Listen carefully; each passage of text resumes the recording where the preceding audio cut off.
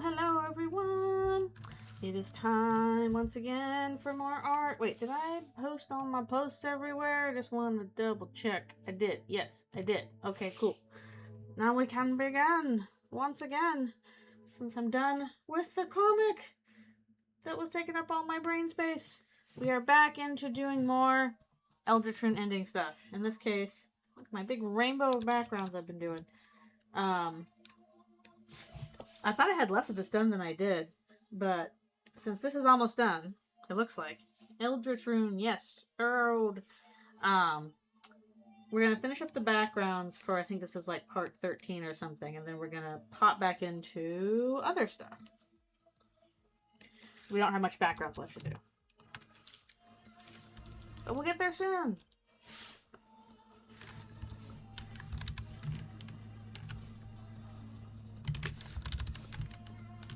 So anyways, I hope that you all are doing well so far today. We're trying to also arrange a time to do our next playthrough with friends. Hello, thank you for coming. I'm doing fine. I'm a little bleh because I'm still kind of in limbo in regards to what I'm doing work-wise this next fall. I still don't know if I'm going to have work to do, or if I'm going to have to rely on commissions the whole time. The other stuff's being Eldritchrune. I've also got, I've got another thing I have to do that I can't do on stream, sadly. I've been assigned part of another, Undertale fan project. I've got to work on that this month. And then I've also got to finish my Patreon stuff. I've fallen behind on that. I got to get to that.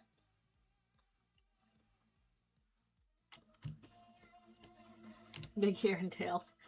I do love orange. Orange is my favorite. Yeah, I mean, this is probably not going to reveal much in the way of spoilers.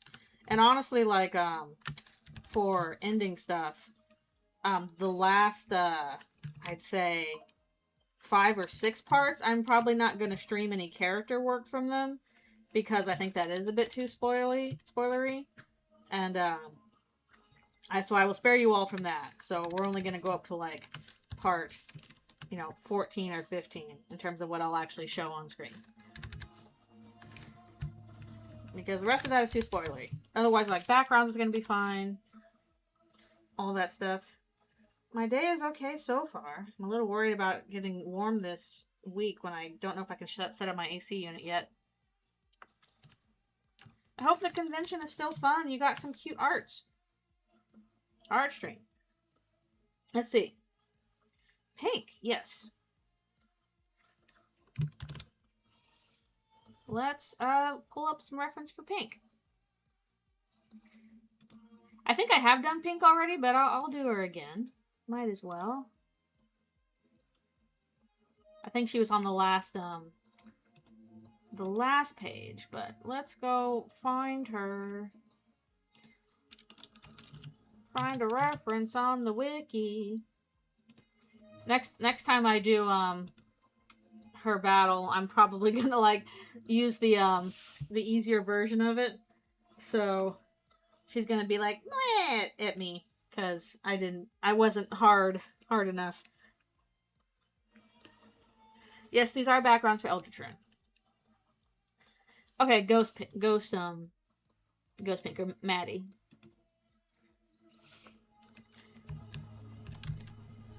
Yeah, we'll do that. Sound good. Yeah, I think the last time we drew her with orange.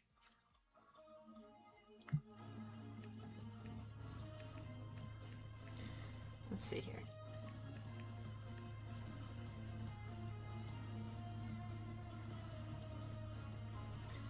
Like, meh. What my body wants is stupid. I want to eat sand on the beach with you, Mew. She's so funny.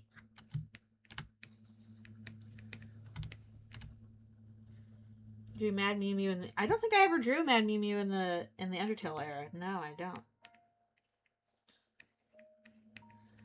Cause I actually never got the fighter because I never bought the Switch version. I got like all these different versions of Undertale that I played. And I never got to play the Switch version. Even though I have the Switch. So I should be able to. I just never bought it for that.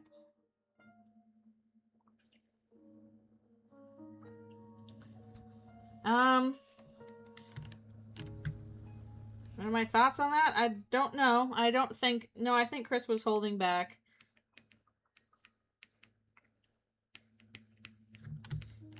Let's see, she's like, Angie! She's so Angie! Pink can be scary at times. I did buy a Switch for other reasons, although I haven't bought a Switch 2. And I don't know when that'll happen, because good grief, that's expensive.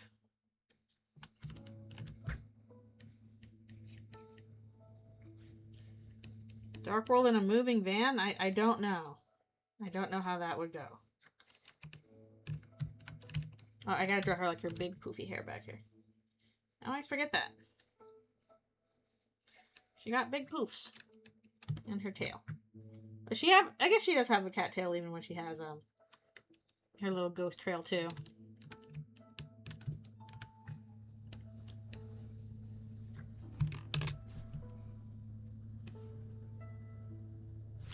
Okay, there she is. Yay! She's so angry, as she should be. As she should be. Good times. Yeah. Of course, now I'm gonna get tripped up on whatever the heck I'm, What are my hotkeys?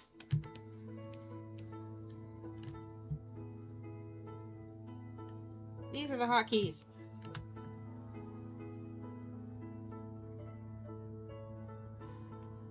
Yeah, I'm not ever gonna get an Xbox 2. Or Xbox. Yeah. I've not played Xbox. You gotta organize your brushes and your layers. Also, most of these brushes are preset. Pretty much my main brush is just one I make, because I like drawing with a little bit of texture in Storyboard Pro. A little bit of texture.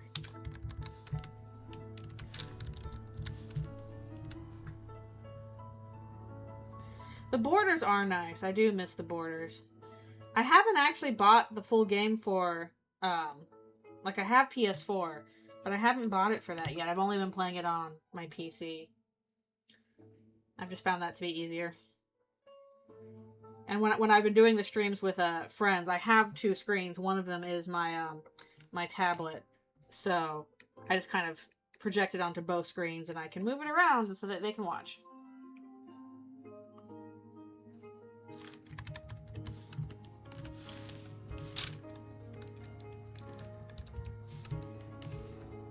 Well, the 9th anniversary is the appropriate time for that. Oh. I suppose I should replay Undertale at some point to get my kind of perfect save back, because I had like a perfect save in terms of like, you know, yellow text for everybody. I actually played on the correct day so that I could, you know, fight So Sorry and get Glide and all the other extra stuff. And did all that. So I had a perfect pacifist file, as good as I could possibly get it. And then I had to erase that and replay again because I was trying to replay from my mom, who didn't end up caring about the game that much, but I wanted to. Yeah, I fought So Sorry. It's actually fairly difficult, although I think Glide was kind of more difficult. On the 9th anniversary, yeah, that's perfect. 9, the highest number. But I don't know when I would do a replay of it. Yeah, it's like So Sorry is part of the game. Alright, we'll fill in the stuff for that later. Alright, we can also... I'm trying to think of like what stuff I can copy from the smart objects I have. I don't think they exist in Deltarune. I don't think they are in Deltarune at all. Even in Undertale, it's a bit of a hike to find them. I don't like resetting my clock just to fight So Sorry. So I'm like, okay, if I'm going to fight So Sorry, I have to do it on October 10th. That's the one time I'm going to do it. I ain't going to change my clock for So Sorry. So, October 10th is when it happens, and that's it. Oh, I guess the Egg 4 text does reference them, but it's such a like odd reference. I don't know how many people are gonna like connect that to So Sorry. I guess the lesson there is go to therapy. So sorry. Yeah, you have to do it on the 10th at what was it, like 8 p.m. or 6 p.m. or something. You got to be pretty specific. So Sorry is not the therapist, no. If you're going to suggest that like So Sorry is one of the characters in there, they're the other person who is drawing pictures, and they're the one that says this is art club where we, draw pictures and don't kill each other. So, fellow patient. Again, and even then that's a bit of a stretch. Like, that's probably the one place they'll ever show up if that's what it's supposed to be.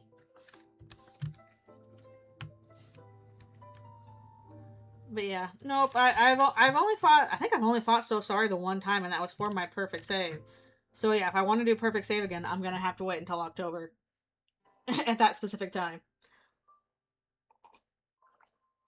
Yeah, I don't think we're ever gonna see Muffet in Deltarune just because, like, that was a Kickstarter monster. Toby doesn't own them. Yeah, I wouldn't mind seeing Glide again. Even though Glide was ridiculously hard for me, actually. That was like a really difficult battle for when you have to do it. Because you have to do it, like, before you fight Papyrus. And in a pacifist route. Yep, no controversy.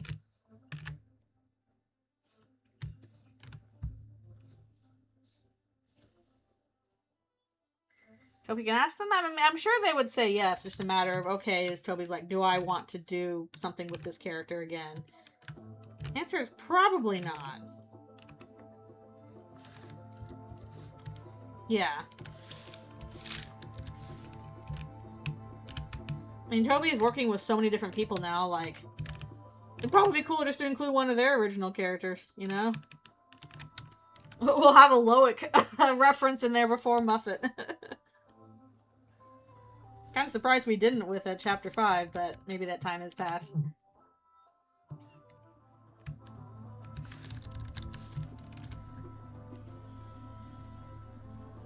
we on 10? That is true. Yoki does cameo.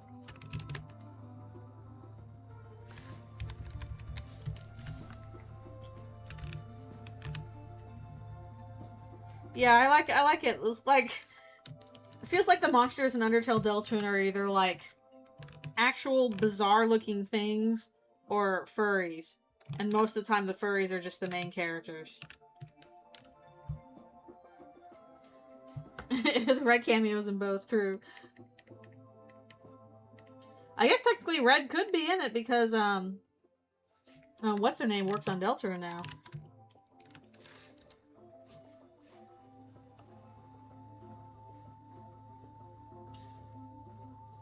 I mean, Deltarune also has some weirder monsters, not just the furry ones. It has some of the weird monsters. It has like the hand guy as like thing. It has some slime monsters. Has the elementals. Yeah, I can see that as they're leaning more animal because Darkners are the ones that are more abstract, so it doesn't quite fit as much to have the more abstract monsters be in the real world.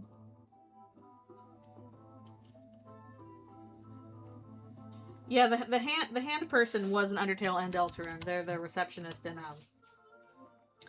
the town hall.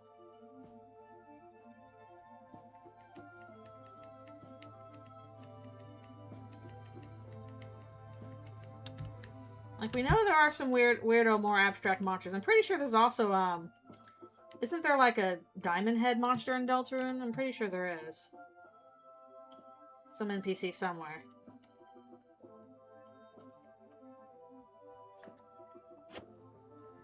Yeah, Milk Looker and Rain Dancer are, at the very least, like, they look like guys rather than something abstract like, I don't know, Mr. Sunshine or Sunderplane. How does Sunderplane work in Deltarune's universe? We probably shouldn't ask.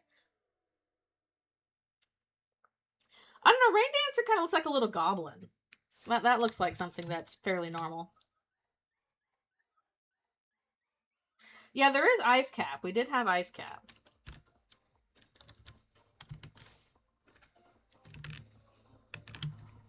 I could have sworn we had Diamond Head, but maybe I'm wrong.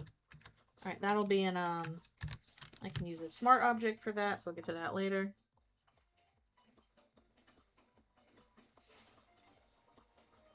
Yeah, I might be able to just copy some of this. Actually, I probably should have copied the larger one down from this to the smaller one. Oh well. Yeah, I'm trying to think what is the most abstract monster that we've seen in Deltarune so far. In terms of like what the heck even is that? Most of what we've seen has been like furries or animal people.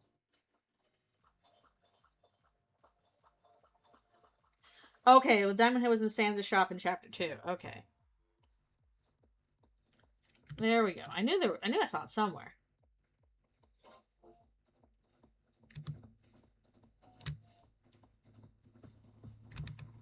Yeah, the Diamond Heads are in Undertale. Most of the thing in Deltarune. Yeah, there is Terry, who is not Jerry. Terry is cool.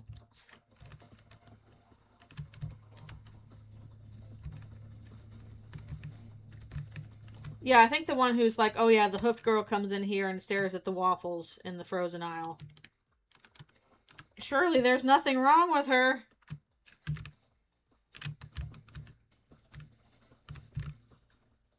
Surely she's doing just fine.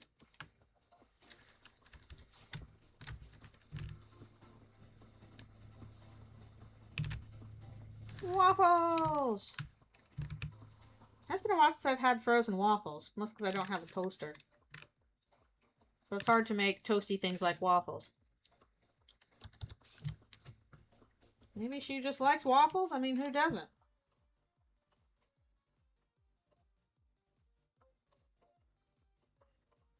I mean, I imagine it would have to be something new, but like even in the hospital Dark World, I included like, okay, things that, you know, are around entertainment that would be in a hospital, like the piano was included. And I included like highlights for kids because those are often in doctors' offices. The bead toy was the roller coaster, etc., etc.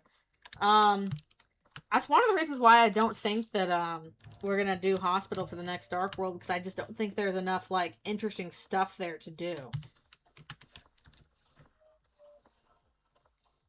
It would pretty much have to be like exactly how it is in Paper Trail, because there's otherwise like not much stuff for you to work off of.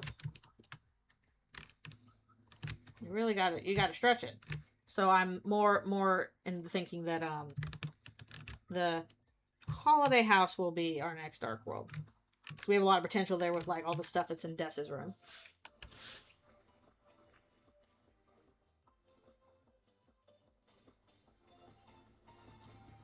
Wait, when did they morph into a lookalike of Chisk? I don't recall. Oh wait, the that's right. The sorry, I can't talk today. Blue, I'm still tired. The Goofus and Gallant parody. That's right.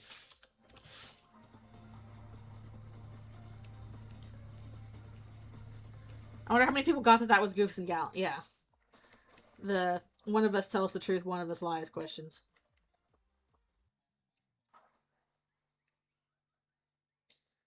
This is 7 years. Terror. Must we be reminded of this?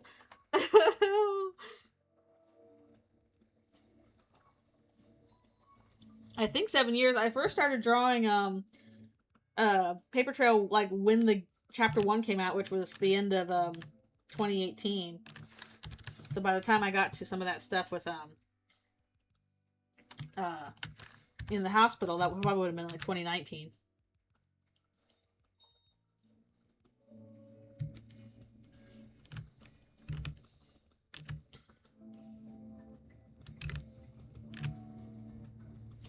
We are closer to 8 years, and we're gonna get to a 10-year anniversary soon. Terror. Terrors. We're blasting through these backgrounds. Goodness gracious. Oh, hello, hello. Thank you for coming.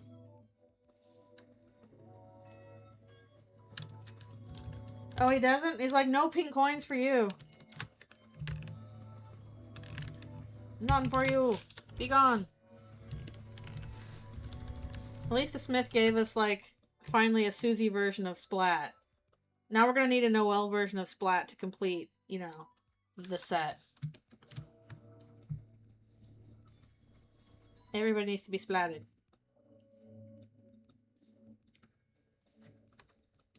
Or if you didn't interact with him, that might be it, yeah. How old is Dogs of Future Past? I started Dogs of Future Past in about 2016, so that's about 10 years old. I had people being like, I liked this as a kid, and I'm like, oh no! What do you mean, as a kid? I was an adult the whole time! Oh!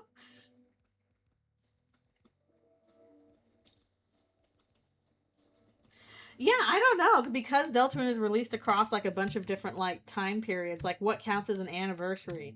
I still kind of count the Halloween one as the anniversary, just because that's when we got our first chapter, but maybe Toby doesn't feel that way.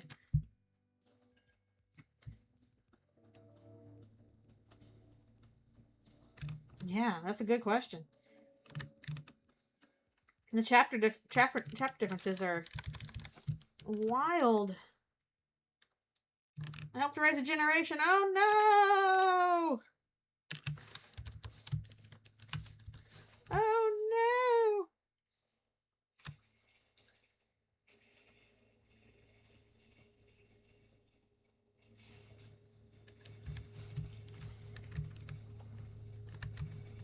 Yeah, exactly. It feels very weird when, like, you've been in the fandom the whole time. Even though, good series, like, you can enter into it at any time. It's like there's history there. We don't know what the actual anniversary is of Deltarune because it has happened many different times.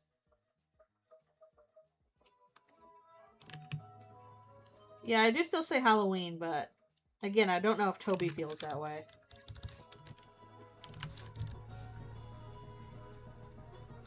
You might feel differently.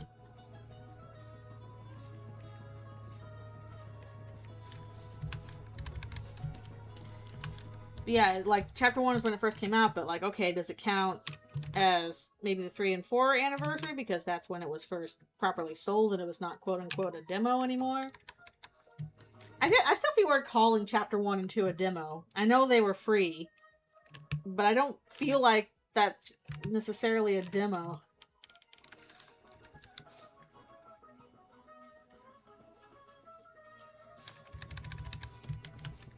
It's so funny.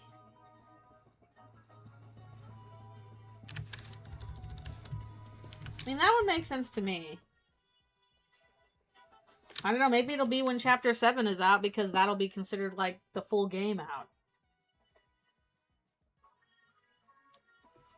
But I don't know for sure.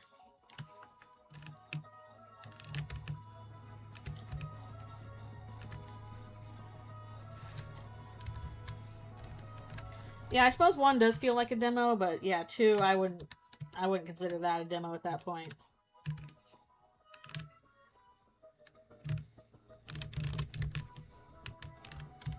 I don't know, I saw some people, like, ragging on chapter 1 today, and I'm like, I like chapter 1. And it was exciting enough that I did a whole friggin' webcomic about it. Oh, I think this could happen, because I was just excited.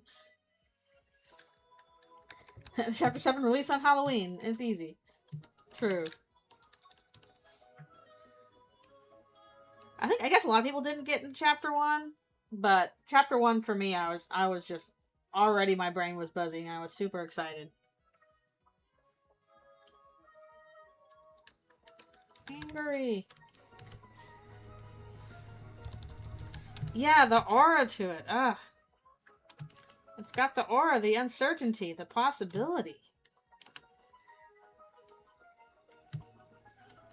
I think Chapter 2 is a hook for most people. I think that was the case. But yeah, I was hooked from day one.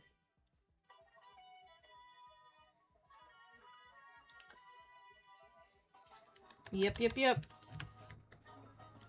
Like, it's really unclear, like, okay, how much of this relates to Undertale? It does in some way, because all of my Undertale characters are here, but everything's different. What is Chris doing? Yeah. It's like a lot of possibility.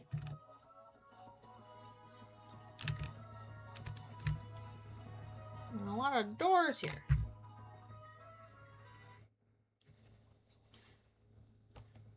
That's so funny, because I don't, like... If anything retreaded Undertale a lot, it was Chapter 5, not Chapter 1. I'm looking back on them.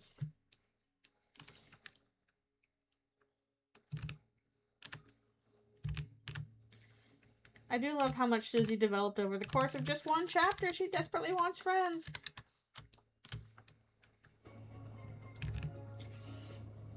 Yeah, that's true. I do find it very interesting how, like, originally it was supposed to be more like Maya Fey. I guess we did get some of our Phoenix Wright references there in Chapter 5 now with Yellow.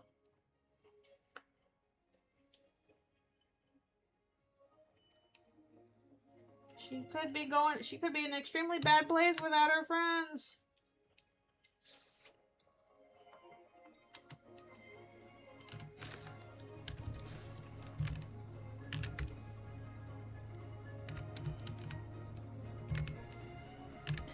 I don't even know if it's disconnected.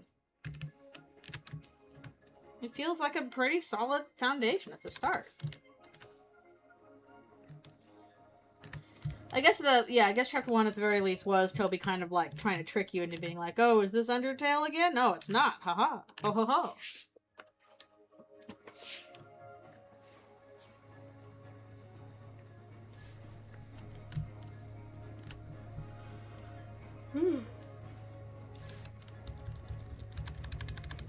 You gotta have a proper setup.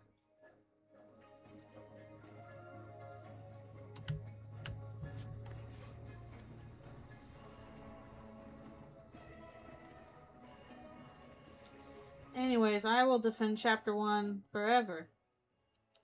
Because I liked it, immediately got interested in the characters, wanted to do a lot more with them. And I was like, well, I can't wait for the rest. I'll just start writing it myself. For better or worse.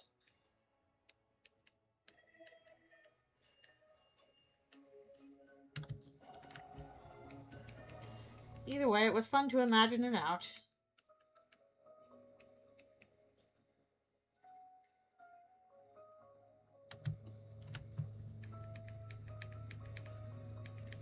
It does give you a good sense of feelings. Interesting feelings.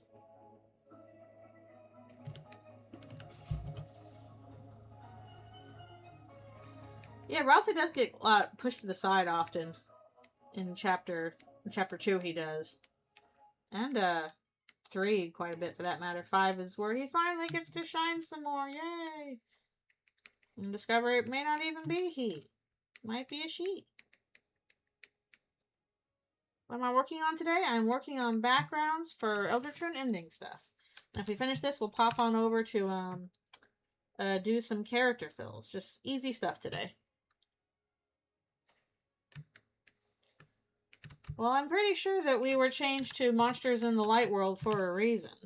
I'm pretty sure that was not done for nothing.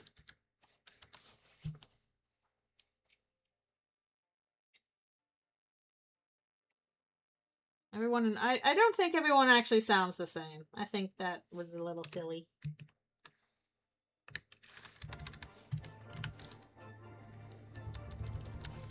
Yeah, Free is examining his relationship with Susie more.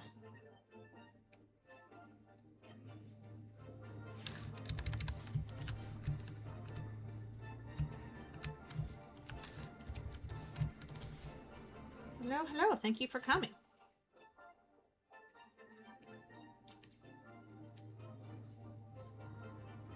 Yeah, I imagine there must have been a reason that we switched to their monsters in the light world as well as the dark world.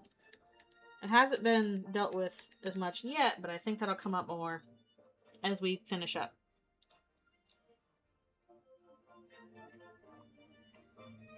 And you can try and voice whoever you want. No one can stop you. Yeah, mumbly Chris.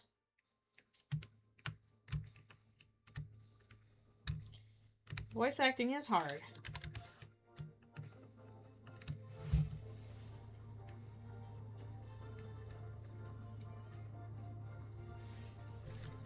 Oh, my goodness. Is it that time already? Okay, I've got to get up and stretch. Time flies when you're chatting about chapter 1. It's time to get up and stretch.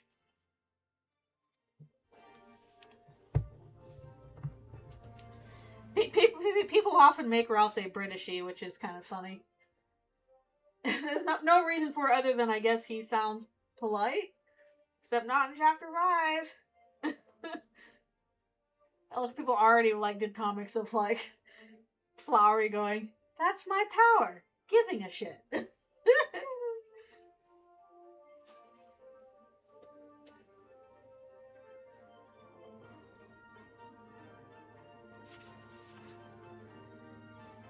I actually do not think Toby would want to voice act every single character.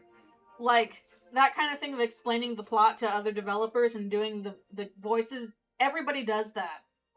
That's what you would do as a storyboard artist back in the day when you were pitching boards instead of showing a rough animatic with the voices already in it. You would just say everything yourself. That's an extremely normal part of pitching your story. That does not mean everybody actually has that voice. That means you're pitching the story. Sorry. I actually don't think he would want to voice every character. If I were in that position, maybe there's one character I would like if I felt confident in that, and otherwise I would find people I like and trust who please voice the character for me.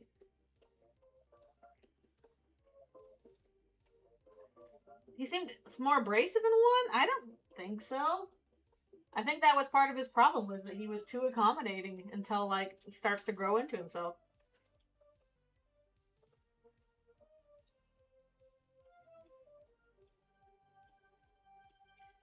I'm trying to remember snide comments in chapter 1.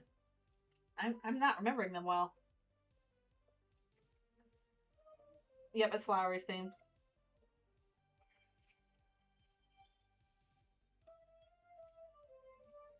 Well, Rule of Funny is different.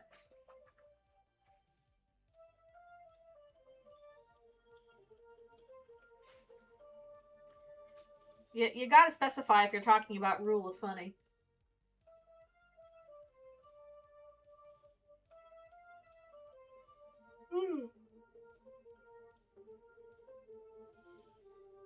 Ugh. My throat feel all bleh. I mean, the weather.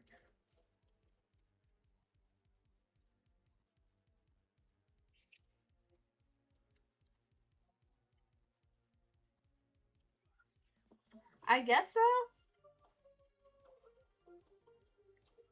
I think his exasperation is kind of driven at least a bit by him being afraid of of the gang being too violent.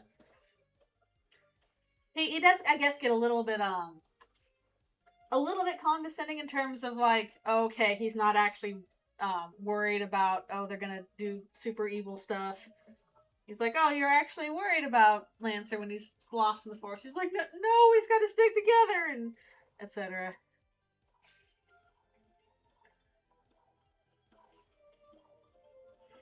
He's at the very least more willing to let Susie do her own thing in later chapters.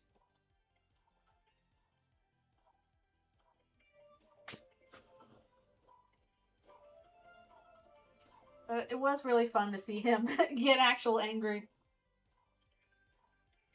Again, we're working on Eldritchrune ending pages, and I will be right back for one more stretch and water.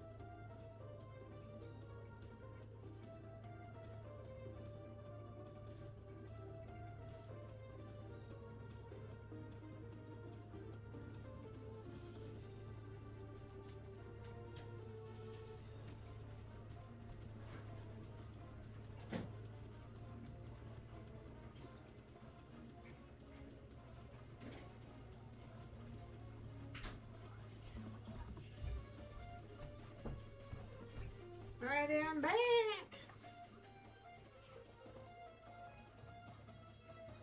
Stretch. Stretch.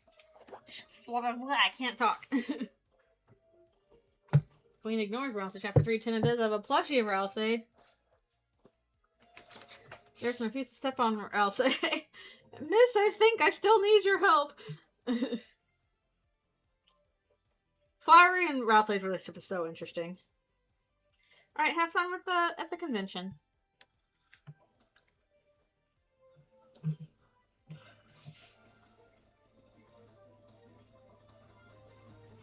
Monster in the dark world of a human lightner. And this, Flowery would probably be a bound god, because that's usually what the bosses are.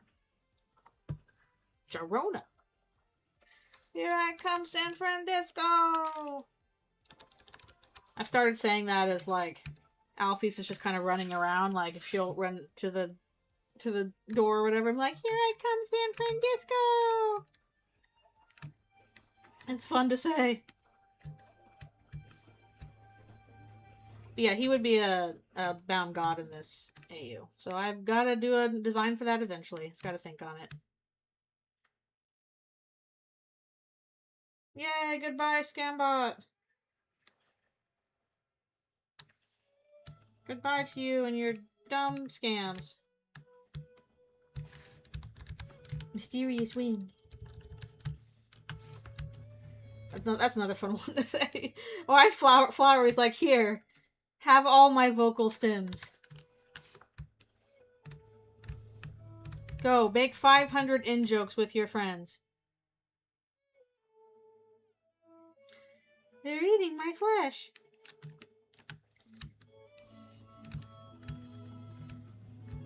I hope this at least got everybody to go out and listen to my Sharona so people know what Gerona is referencing. My king. What a predictable creature.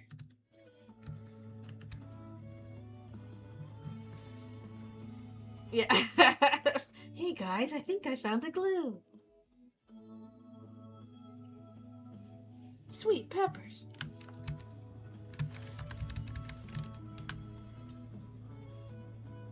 Yeah, no. I said, here I come, San Francisco. It's supposed to be clue, but he's saying glue. That's why it's funny. He's saying glue. I think I found a glue. So just, hey guys.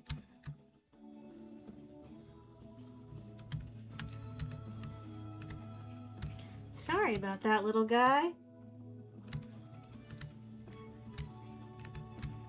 Grown like a turnip. I imagine it makes trying to voice act him difficult because, like, you want to say what he's actually saying, but, like, yeah, I can't interrupt the voice lines. Like, I mean, if I ever do, anything with Flowery and, Eldritchrune, I gotta figure out, okay, how am I going to have the voice clips as part of, like, how he talks? Just, like, mysterious voice in addition to what they're also hearing. Throwing his voice around. Oh, got a bit more time before gone. Sestingus, your dad's my best friend.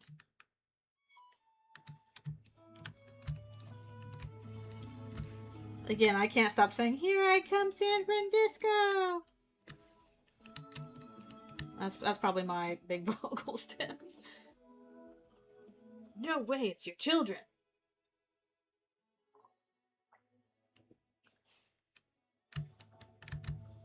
That's so human.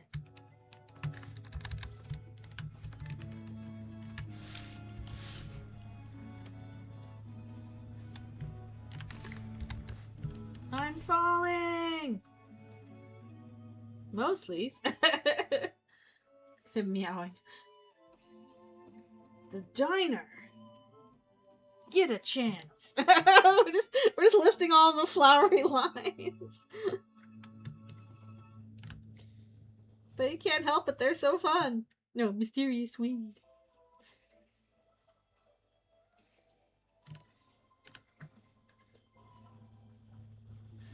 Well, yeah, the Eldritch creatures, the Eldritch beasts, those are all Chris's friends. The bosses are the bound gods.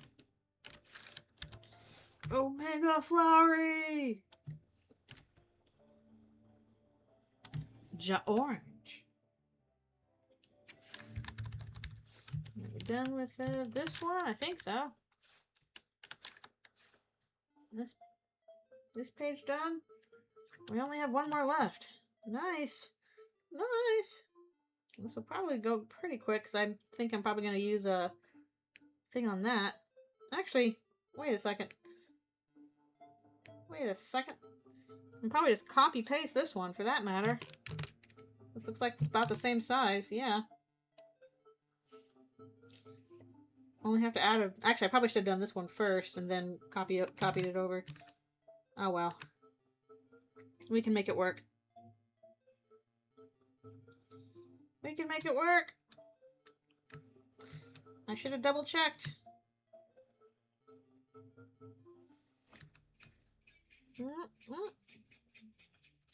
I probably should redraw some of the stuff like that. Alright, that's close enough.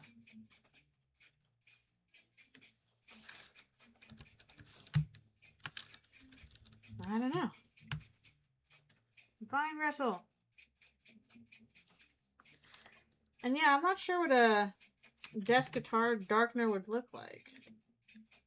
But that is one of the reasons why I think we'll go to Holiday House next chapter, just because the potential for characters in like Desk's room, stuff like that, that's too big.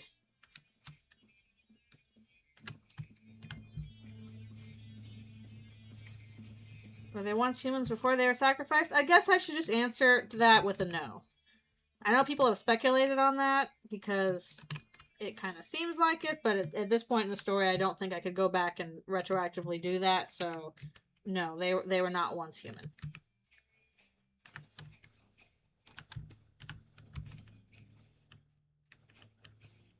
Push all that over.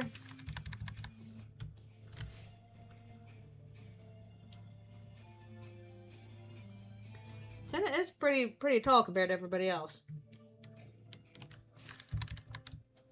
That's kind of copying over a bunch of these lines now.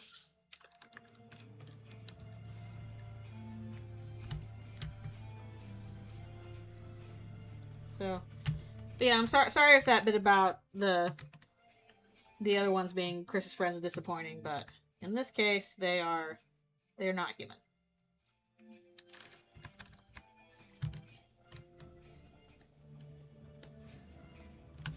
I don't know. Maybe they still need to add that. It's a little tough because, like, he says Girona, not Sharona, but it's clearly a reference to my Sharona. My Girona.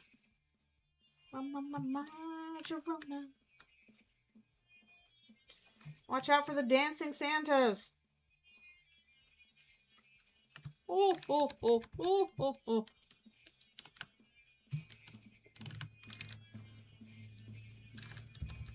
How much longer now, my Girona?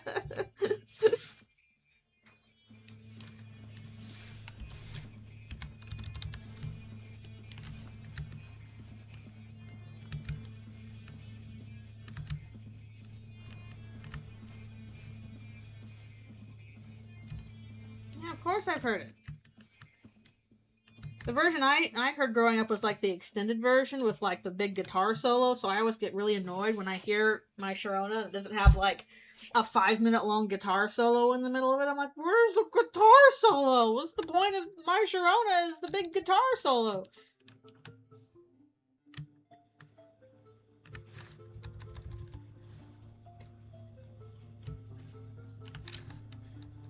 I know you're not the only one. Sorry. They're just big scary guys. My orange. You haven't heard the version with the giant guitar solo in the middle? It's like 5 minutes long or something? I don't know. Well, that's weird. Should be okay.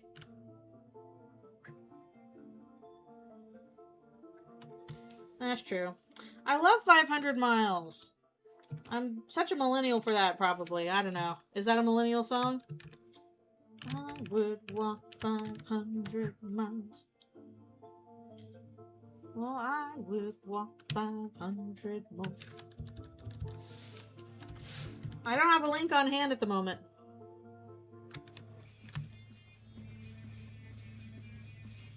What? My Sharona or 500 miles?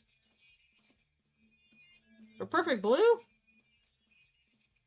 I don't think that'd go very well with Perfect Blue. I was about to say, maybe my Sharona. But, I don't think 500 miles fits very well with Perfect Blue. Parody. Do you mean like an AMV?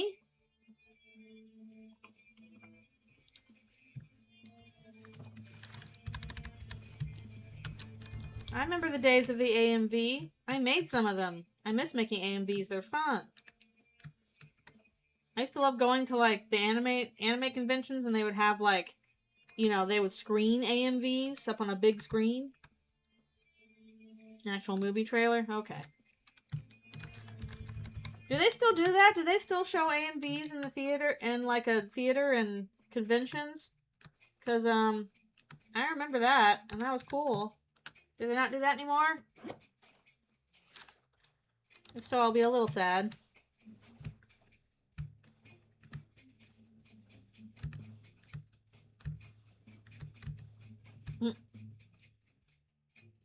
Oh, whoops, that would, yeah, that would probably do something weird. Sorry about that. Yeah, it wasn't like a full theater, but it was just like, you know, they would do like a screening for it. Like they would screen anime in anime conventions, but they would also sometimes just screen like AMVs, especially if there was like a competition. They would have like AMV competitions, and you could they would screen all the finalists, stuff like that. And how does Monster Noel know Carol Holiday if they never knew each other? Well, you'll find out. You'll find out. There's a little bit of a hint of that already. Great trailer made for YouTube, yeah.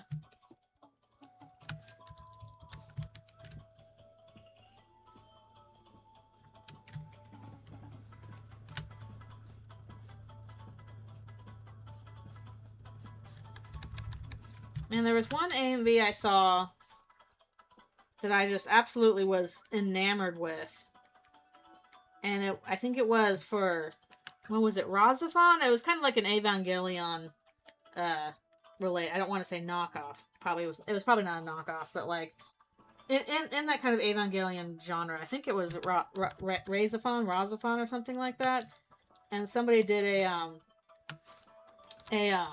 AMV to that anime to Must Be Dreaming by Frou Frou.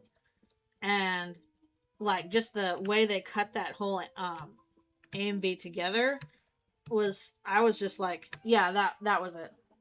Razafin? I'm not sure how to pronounce it, but I was just so enamored with that AMV that I kind of fell in love with the song from that AMV.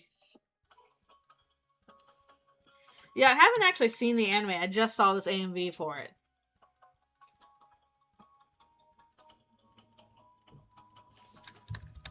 I might try and go look that up again, see if I can't find it. Like, sometimes you see, like, a really good AMV, and it makes you love the song. And you're like, oh, I have to go listen to this song because that AMV was so cool. Like, that also happened with, I think there's another one that was at a AMV competition.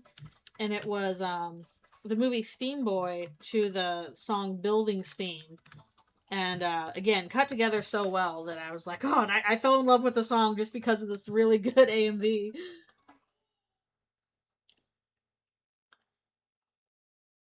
Ralsei saves us and all the dark world. I wonder if there's beer in the dark fountain.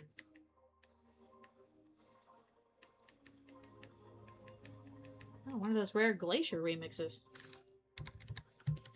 Do we even know if Ralsei likes tea? Maybe he likes something else. We're gonna find out.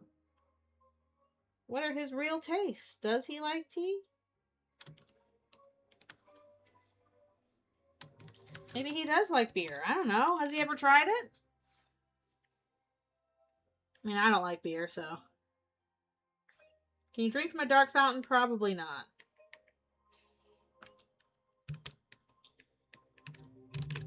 You know what? Transitioning would probably fix Rousdower. I'm just saying.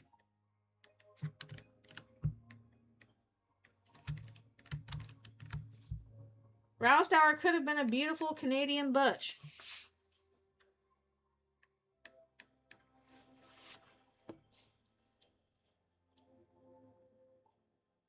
They say that dark candy tastes like marshmallows. That's what they say it tastes like. Chocolate fountain? Probably no. Dark fountain probably would taste like ink. Because it probably is ink.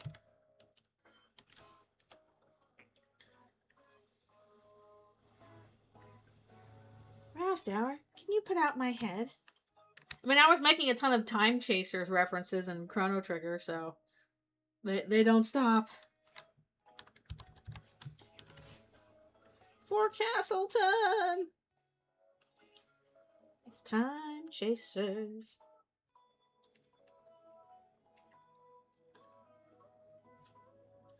Ooh, orange cream soda sounds good. That does sound good right now, actually. I could go for an orange cream soda. Alright, we had to... Probably would be easier to do this first and then copy it to the other one, but... It's fine.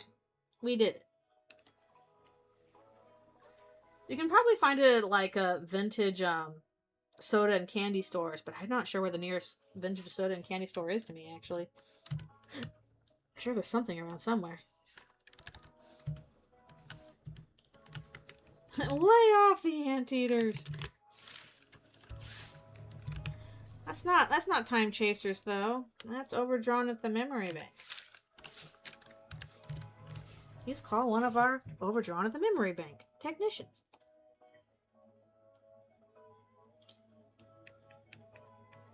Yeah, sometimes the flavor is hard to find even if you got the brand for it. I want to go to a vintage candy store now and get me some vintage sodas, vintage candies. I don't think Hometown has a football team. They don't even have a football field. They have track.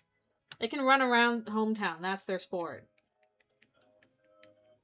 So So what is their track team is probably the more accurate thing.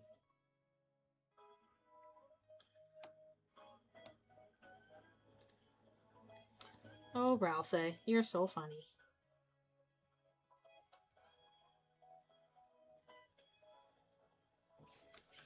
And then Des also plays a bunch of sports, but she seems to play them by herself. I don't think Birdley would do well as a football player. I don't think he has the build for it. He doesn't want to be... He would probably call it sports ball. He's like, oh, I don't care about that sports ball stuff. That's not an intellectual pursuit, Chris.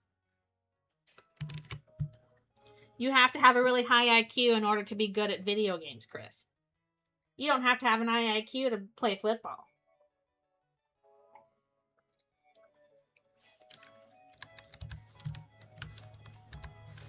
Birdley's dreaming of... No, he's dreaming of being a human because he wants nipples. I did not know you had nipples. I will someday. In my ideal world... Like, Birdley, why does your ideal world include you having nipples? Why specifically those? So no, the theater department? Doesn't look like it.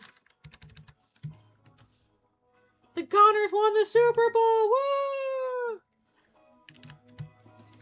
Go Goners! Woo!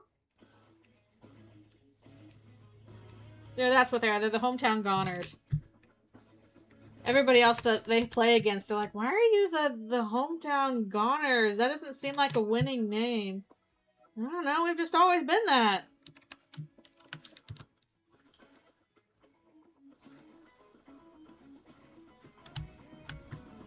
We can't be the Wildcats or whatever. That's offensive to any monster Wildcats. Wildcat monsters.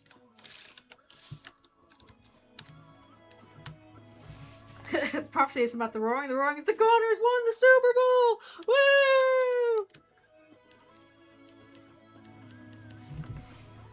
Woo! Go Goners! Now they're all gonna riot.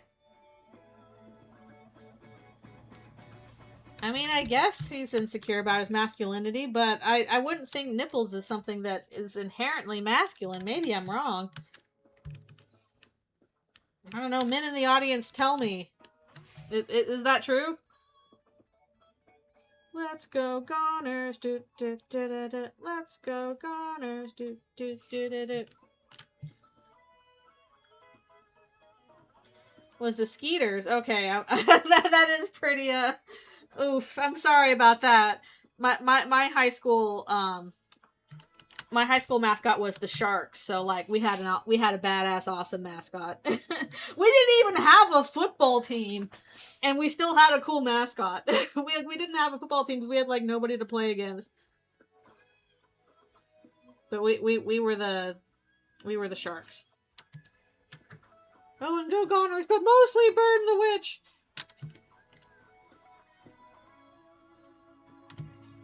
No, nipples are not that manly? Okay, I didn't think so, but I wasn't sure. Well, maybe they are to some people. Maybe it just depends on your taste. Maybe that's just Birdley's taste.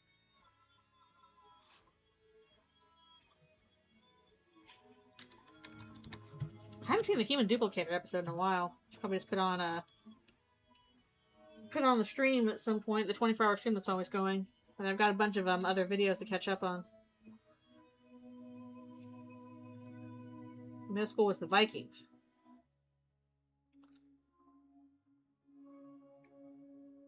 That is true. Did like Birdley at one point see Chris with their shirt off and was just kind of, did he have his mind blown? Like, what happened there? I don't know what trailer we're talking about. Oh, the MST3K one. Oh no, I haven't seen it yet. I gotta see it. Alright, have a good lunch. Yeah, I gotta check that out. I will check that out when I can. I was probably just so distracted, like, I gotta get this comic done! I gotta get it done! Oh, fun, the sci-fi episodes. That's good. There's some really good ones in the sci-fi era. I wasn't aware he cheated at FNAF 2, and also, like, I don't really care if he did. I'm sorry. Like, the competitiveness of FNAF. Whatever. Yeah, I guess other mammalian animals would have nipples. Just them birds, I guess.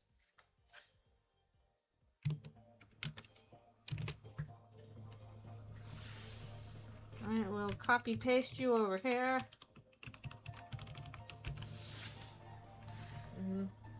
I'll use the smart objects for that. Oh, whoops, I apparently put this on the wrong layer. As happens. Oh well, that's fine. We're almost done with these. Yeah, we'll put down smart layer for that. If Chris saw MST3K, which era would they like a lot? I'm gonna go with Joel because I think they would like Joel being kind of mumbly and, you know, out there.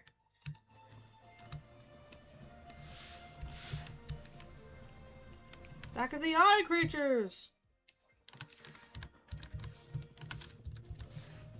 Like, Joel is just chill. Joel is very chill, so I think Chris would be more with the chill one than the nervous one.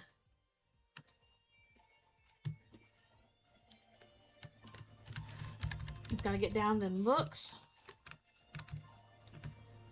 Yeah, we blew through these backgrounds, which, hooray, this means that I'll have finished, backgrounds for part, I think this is 13 today. I haven't done the roughs yet for, part 14, though. I've just barely got the layouts down. But I haven't been able to get back to Eldritchrune in a while. Gotta get your drink. True. I'll probably stop in a little bit to do stretches as well. So I gotta do that. Maybe. I finish this. Thank you. It's all of my own fault. It's 20 parts long. I hope people like the ending, because I'm like, I've spent a really long time on this.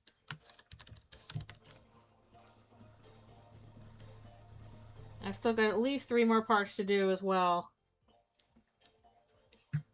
Including introducing a bit more stuff with the knight, which I will probably be doing next part.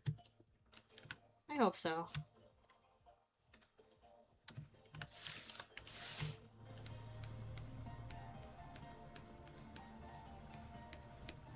It's a little hard to keep up with Eldritchrune stuff when there's always so much stuff going on. Welcome back. Actually, we'll probably be taking my stretch break here as soon as we finish the backgrounds for this part, because this will probably be our last one, and then I'll fill in some of this other stuff later with my smart objects, because that'll be a bit easier than trying to draw it all. Thank you, smart objects, for existing. Actually, does like Procreate or that kind of stuff, do they have smart objects? I would hope so. I'd imagine so, but I'm not sure.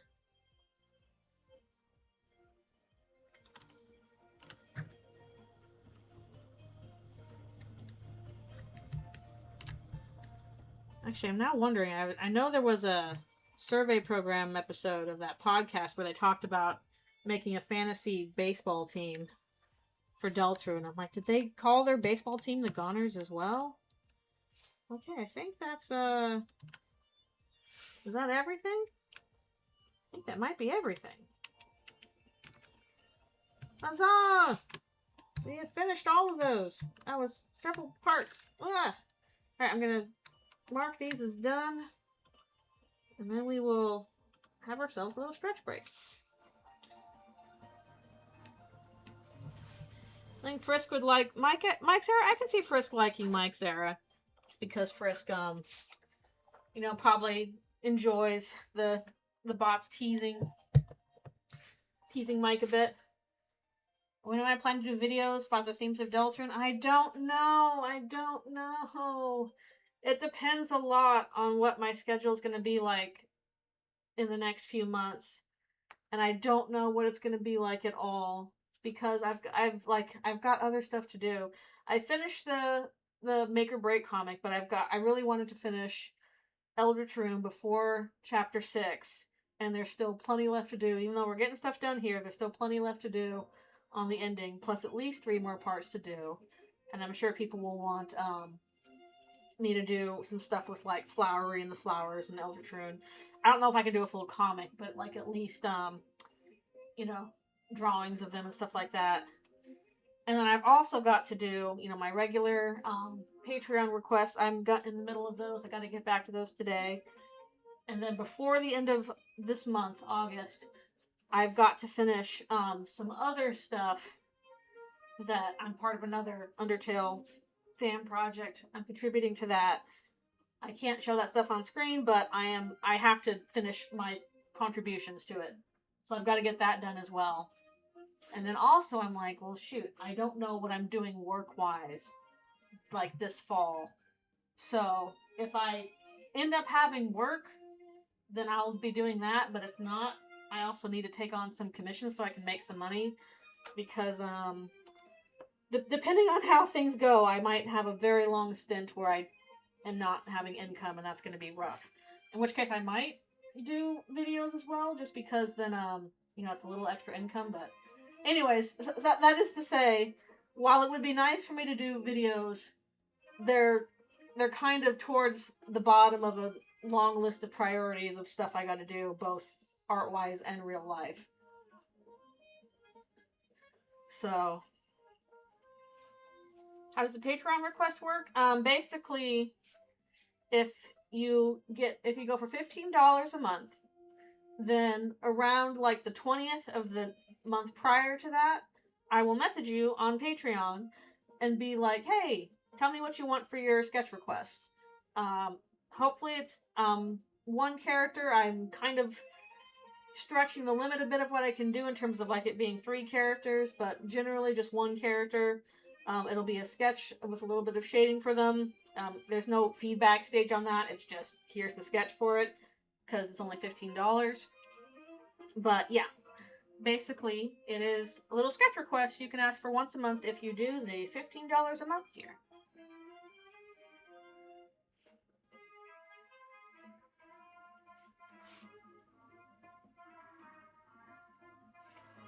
And those are fun to do.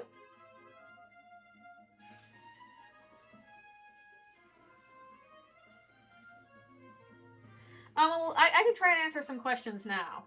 Like, generally, what I ask for is, like, you know, just a character thing. Nothing too not safe for work, because this is going to be shared with, you know, other folks in the Patreon. Like, if you really want something that's, you know, specific or not safe for work or stuff like that, then commission is the time to ask for it, because the Patreon is shared with other people. So I can kind of skirt the edges of that, but it, you know, it's a case-by-case basis. But basically, whatever you ask for, you know, in the Patreon sketch request, one, it has to be something that is not too complicated, that I can do in, like, you know, half an hour or so. And two, it needs to be something that, you know, is going to be shared with it, whoever's on the Patreon. So be aware of that. Oh, that's annoying. Ugh.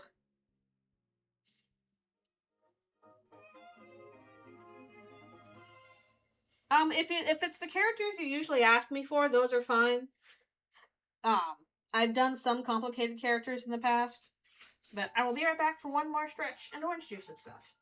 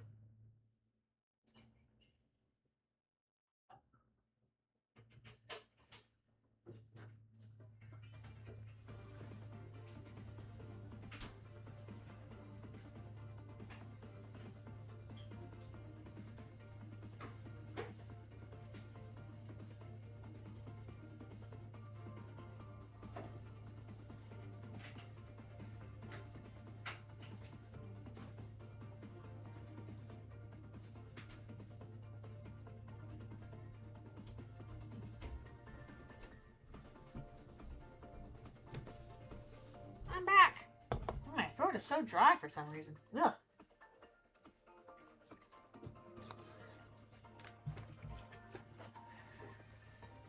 Mike the cat. No, it's Pluie. It's Pluie. Okay. We have finished the backgrounds for this part. Yay! So, considering that not to... excuse me. Again, throat's dry. Did not take much time. We're going to pop back over to do some fills here. Again, it's kind of easy stuff today. Easy times. Or Susie's having herself some delicious snacks. People treats.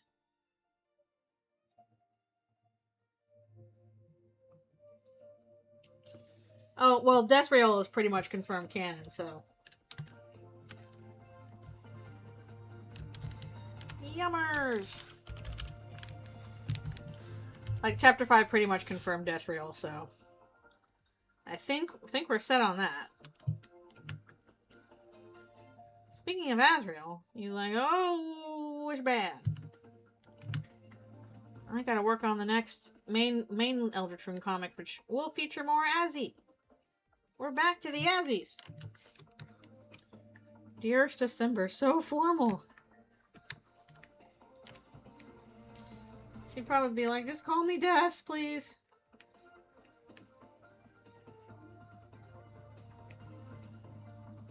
Oh, fan works? Yeah, sure. I mean, with that, you can do whatever you want. Anything's possible.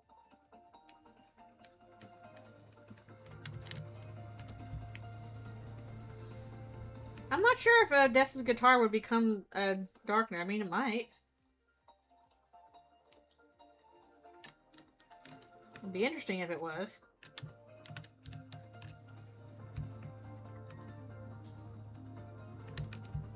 I kind of think it would be interesting, like, if Des's guitar did become a Darkner, if, like, it immediately took a liking to Susie because Susie was the only one who was like, I'm going to actually, you know, use this guitar as it was intended and play it.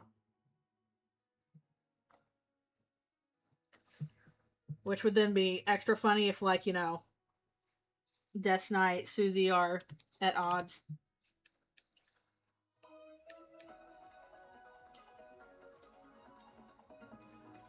I'm sure she was a complicated person. Plays nothing but smoke on the water. Sheesh.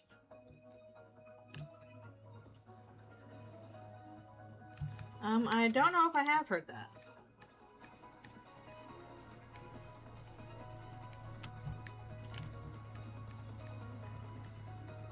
Again, as we were discussing in that, the podcast I did, I need to watch Twin Peaks. People keep comparing Des to Laura Palmer. I'm like, shoot, I gotta watch Twin Peaks. I gotta find it. So much stuff I gotta watch, never have the time for it. Yeah, I don't know. It's interesting how a Des guitar Darkner might react to the various Darkners. How would it be?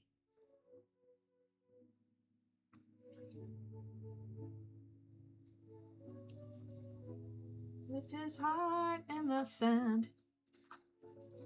Good, I like it when things get weird. It's fun. Again, the only David Lynch I've seen is, like, Eraserhead. So, the weird part I can probably do okay with. That's why they call it Lynchian.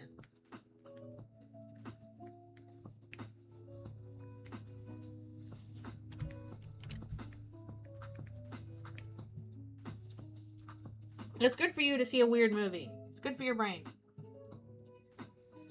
Or a weird TV show in this case.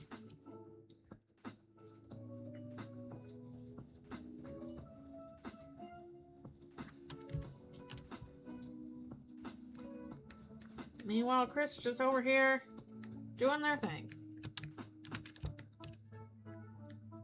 As the fires rage on. Man, I might actually get through all these parts pretty quick. I might have to pull out something else to work on. Chris is wondering when can they eat moss again. Well, not right now because everything's burning, so that probably includes the moss. I wonder if there's moss in this village.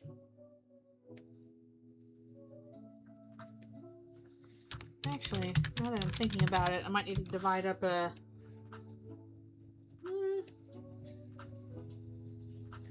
Okay, we're putting these all on the same base, I guess. Never mind. Sure, sure. Like usually we gotta divide up Chris from the rest because they are so small.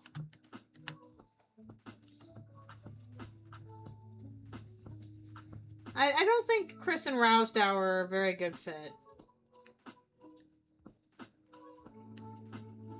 Doesn't quite work. Oh, doodle request. Please give me a reference for that.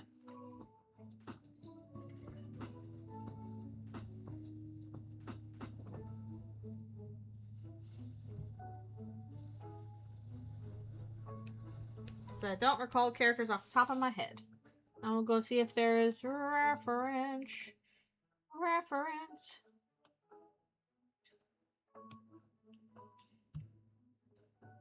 Same shape as the knight's antlers. I will use whatever references you want me to. If that's what you want me to use, I will do it.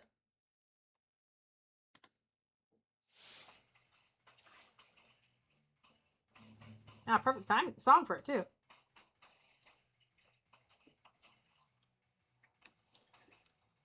Let's see.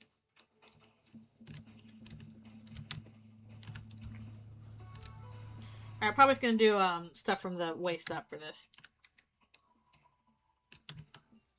Well, that's a little bit easier.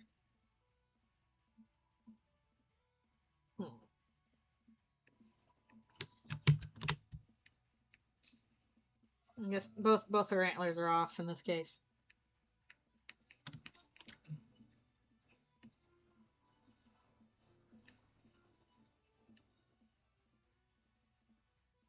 Okay.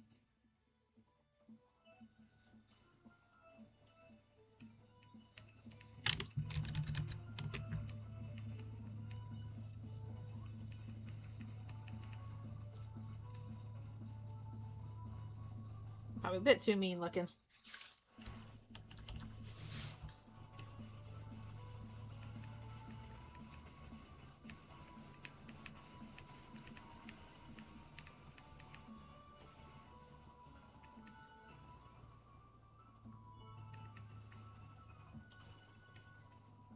You gotta pick all the spike stuff.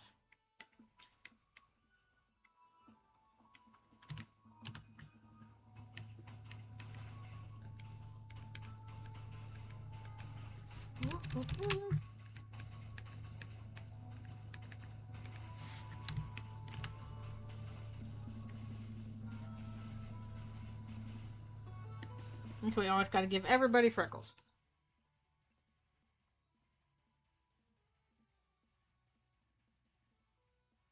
I did see the bait and switch, and I was like, bait and switch? Oh, okay. Alright.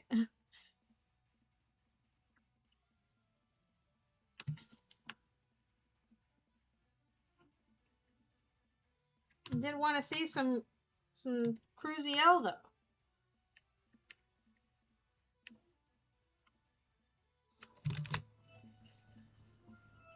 I haven't seen the movie, so all I know is, okay, bait and switch, I guess.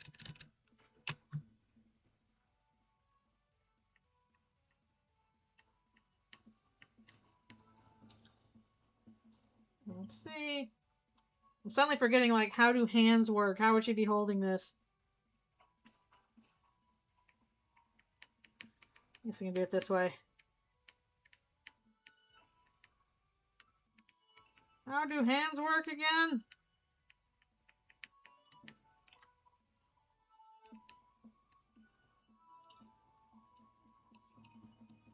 Crunch. Oh, the bad one. Okay, I haven't seen it. That's why I'm like, I don't recognize this.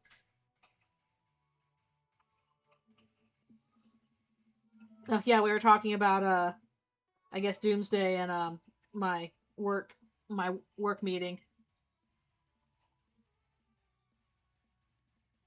You'd think I would be okay with both hands and horses by this point, considering I've had to draw a whole lot of both.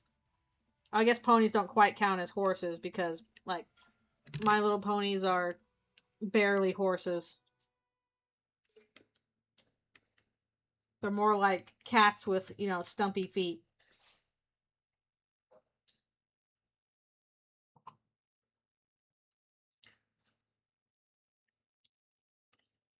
Well, we don't know if monsters bleed or not. That is a point of contention. I'm gonna go with that they don't. But that is me. For various reasons.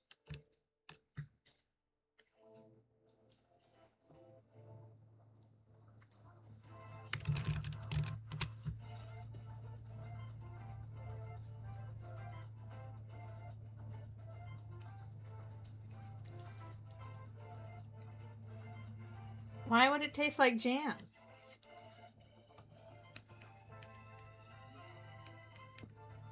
That don't make sense. But why?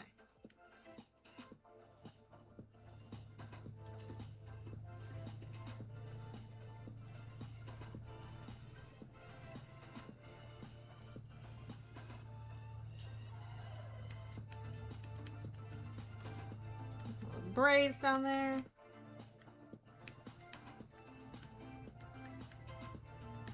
You know, a little thing of cat food.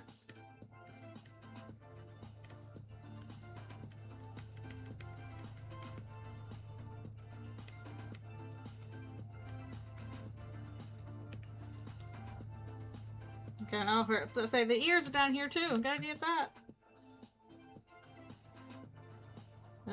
Don't even know if you can tell it's cat food, but here's a cat on it. Friend food, something like that.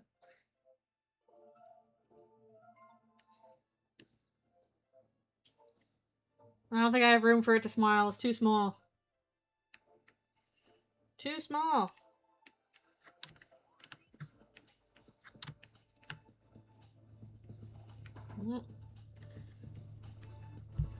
You'll have to forgive me if I'm new to a design that I haven't drawn yet and it's not perfect.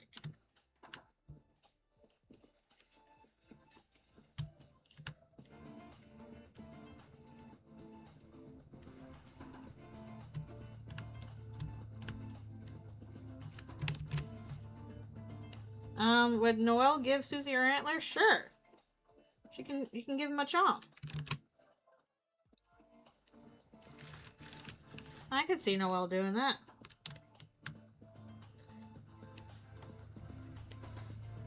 I suppose I should probably draw the rest of the glasses there.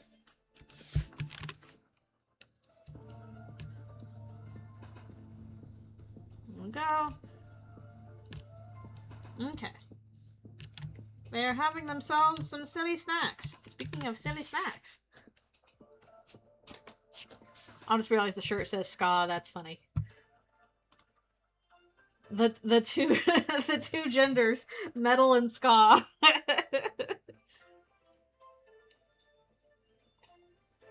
Who requested Aqua crying? Seth is comforting her. Or at least attempting to. Alright, let's grab this again. I lost track of my stuff. I don't remember who requested it. Sorry, you'll have to go back through previous things. Crisp. We're back to crisps. Yeah, Aqua's crying because they banned knives. How could they? She was using those.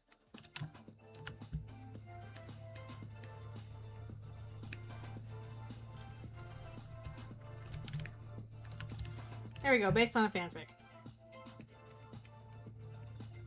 But Seth is there.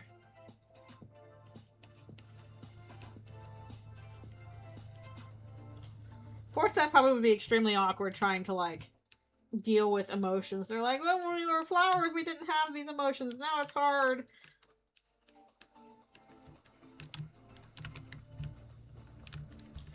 Now it's rough.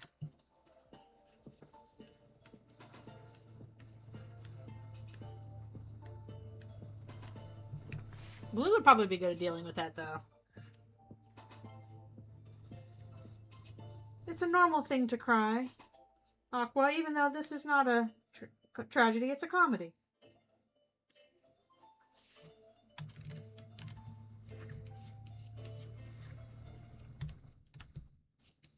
I do find it interesting how people are like, oh, Deltarune's gonna end in tragedy. No. Blue's like, no, it's not. Just FYI, no, it's not. Do we believe you, Blue?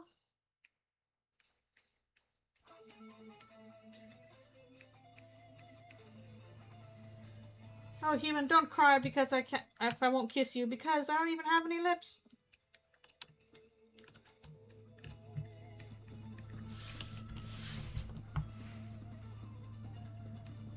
It would suck so much if it did.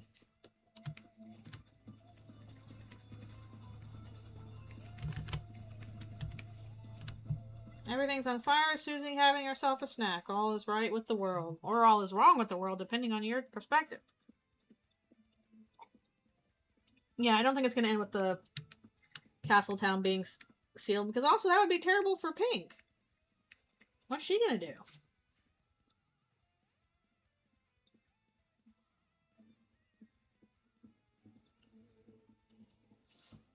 What? Sell his gun to this kid.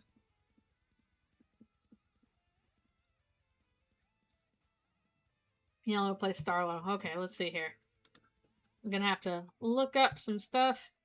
I think I was just looking at Yellow. I was, for different reasons. I also gotta look up Clover then. Do I have the Undertale? Yeah, I do have. Okay, I have like a whole section of like Undertale references, so.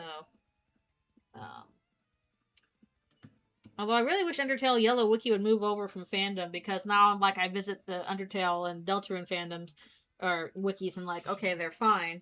And then I have to go over to the Undertale Yellow Wiki and it's like, I'm bombarded with ad nonsense and it's ridiculous. Please, Undertale Yellow Wiki, move to something else, please. Please.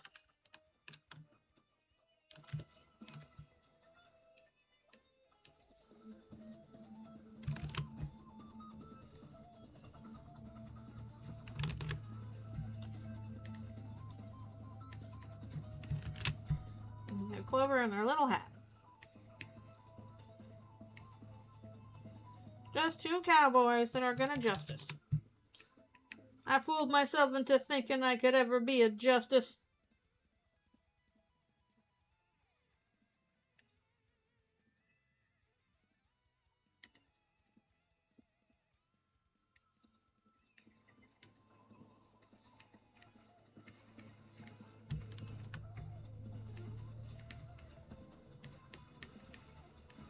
I'm gonna have to replay all that soon if I do stuff with friends. I think I might have to set aside a separate, wait, no. They don't have any gloves. I'm gonna have to set aside a separate save file so that I can just practice on Pink and stuff like that. And those wants to be's no justice if I have to shoot Blue.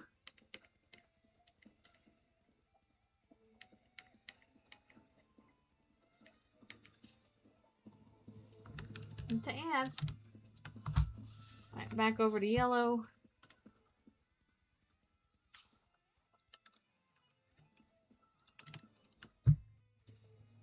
I need to pull this down a bit.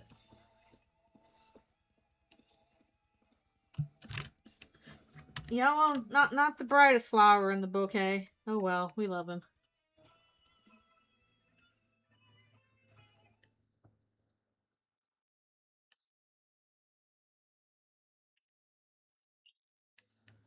Truly, there was another form of justice system beyond summary execution.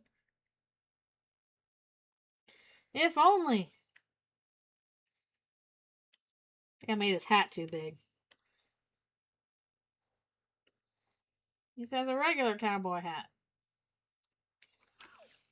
Cowboy hat's shockingly hard to draw. I don't know. I've tried to do that.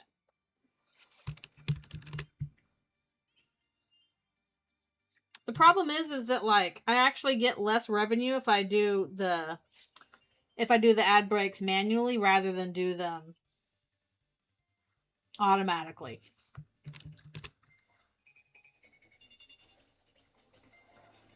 Like that is unfortunate. A fortunate thing. Basically, like the revenue split is worse if I do the ad breaks manually. So I try and match stuff up with when I do my stretch breaks, but unfortunately, it does not always match.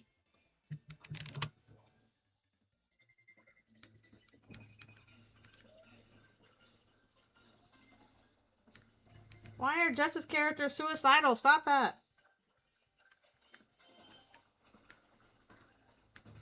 Justice more important than my life.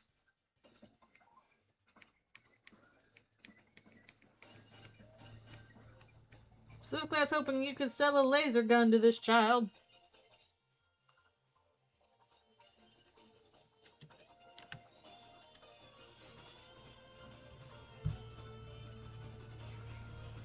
Yeah, let's see. Sorry, I gotta scroll up here.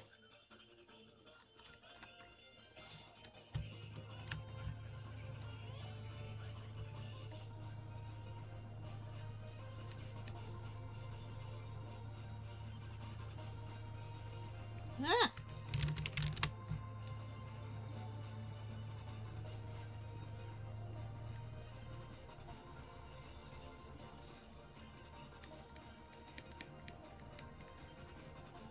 I don't know if, like, Clover's necessarily suicidal, just more like very self-sacrificing. Not quite the same thing. I actually kind of put that more in the same bit as Kara a bit.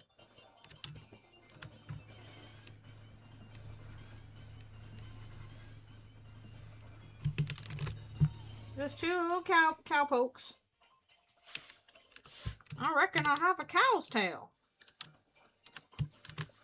Look at these sillies.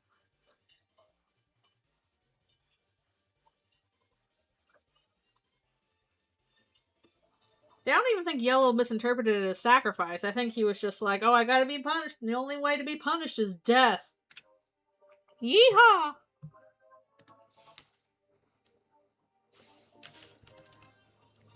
All punishment's worse than burying. Blue has to be like, no, Yellow, what do we do when there's justice to happen? We don't kill ourselves. We don't. I'm gonna bury myself.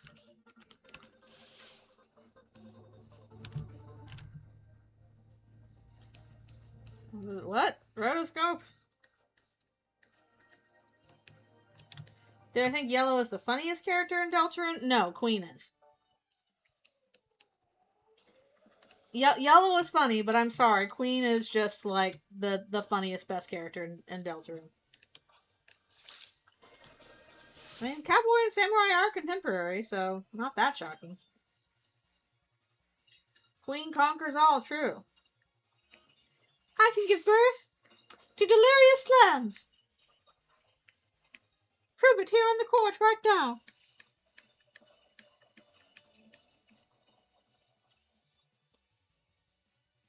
Susie, sweetie, if you don't try every outfit, how can you brute force the password to her heart?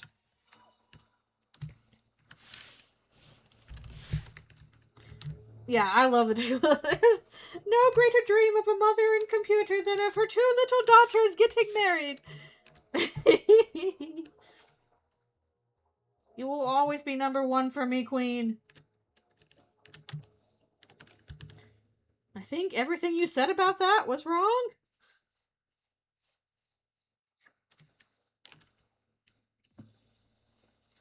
Like, no, it was all funny.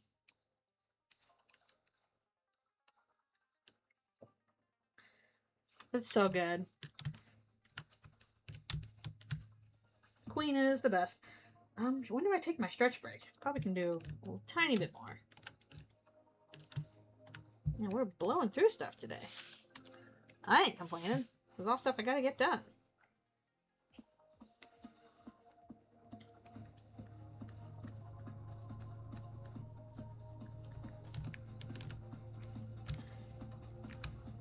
I hope we somehow have even more Queen next chapter. Yep, Annoying Dog is here. Annoying Dog's like, man, you see this shit? That's wild. Anyways, take my dog dollar. Its value decreases every chapter. It's the annoying dog. Annoying dog has been Asriel's companion in Eldritchrune.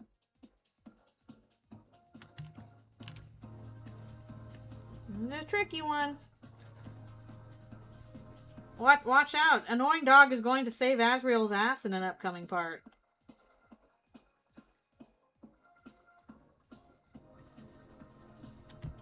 The dog's got some power. We don't know what it is, but it's there.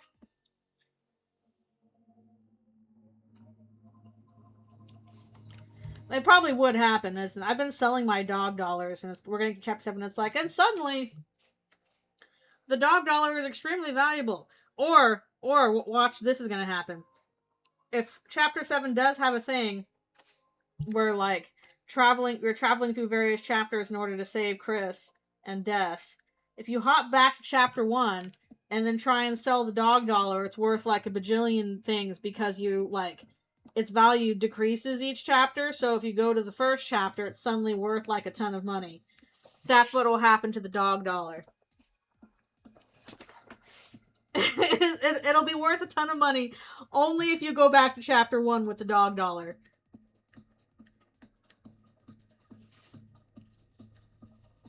Susie like, what the hell is this?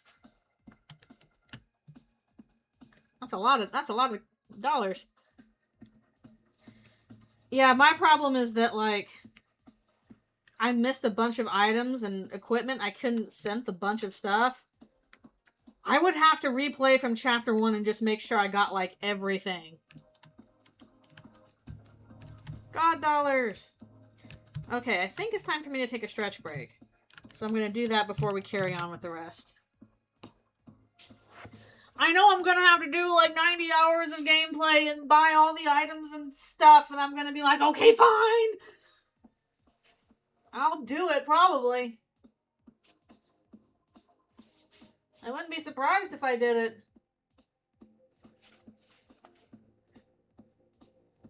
What do you mean Toby dislikes backtracking? We have a whole section in Undertale where it's like, please backtrack to the beginning of the game for, like, important story and character stuff for Asriel and Kara that you would not get otherwise. There are tons of jokes about backtracking. Like, I'm not speeding through it. I ain't doing that. It's gonna be a 90-hour endeavor. I ain't no speedrunner.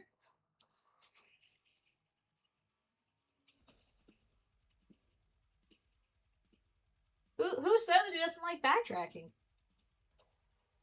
I think he pokes fun at backtracking. I don't think he dislikes it.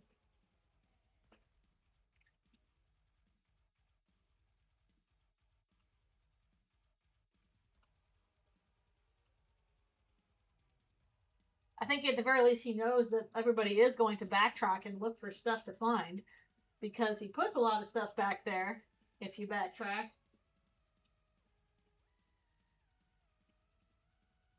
Definitely backtrackers are kept in mind. Well, maybe. We'll see.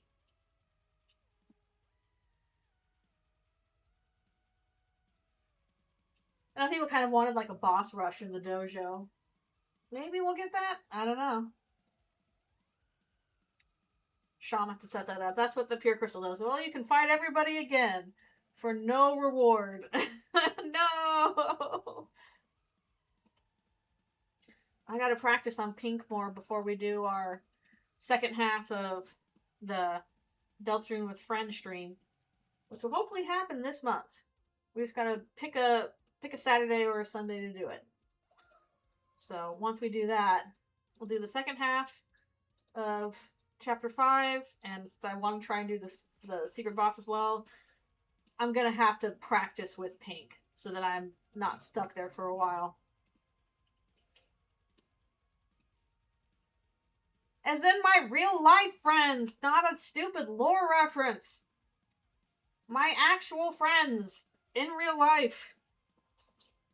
that I hang out with and do things with. Not everything is lore. I do have friends. I'm not the most social or popular person in the world, but I have friends who are cool. They are cool friends. I'm glad they exist in my life. Alright, I'll be right back for one more stretch and stuff.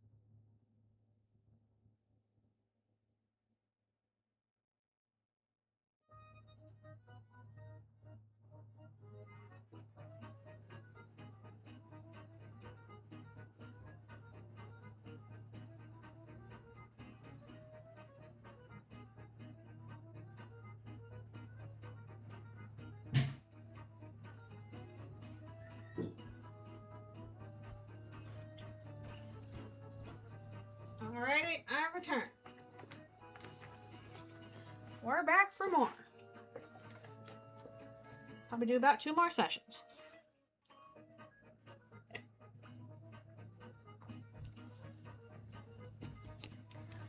For some folks, lore is everything, it's true. But I don't know, perhaps there's more to life than lore and puzzles. There could be. Right now, life is filling in big monsters for me. All can lead 3, Seth the second with having 2. Well, there's still time to think of something for blue. For true blue. I do love Blue's little angry butterfly. Very funny.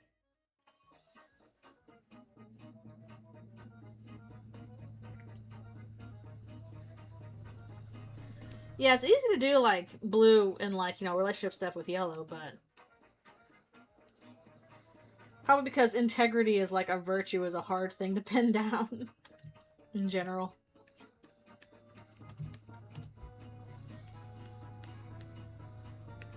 It does pair well with justice, though, so makes sense that they're together.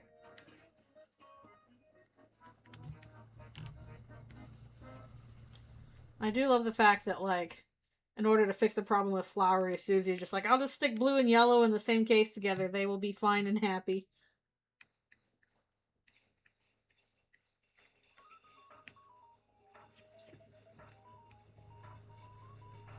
Good news, these flowers are gay for each other.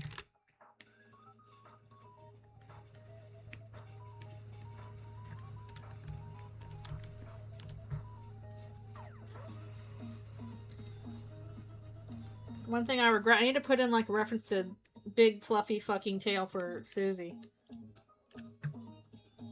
Tail is so big it destroys buildings. Whoa, you guys! It's so big! My big fluffy fucking tail!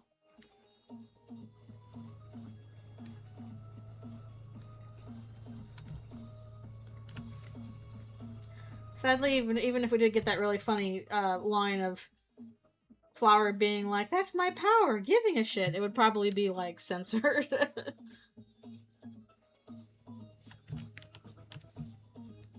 But it was funny.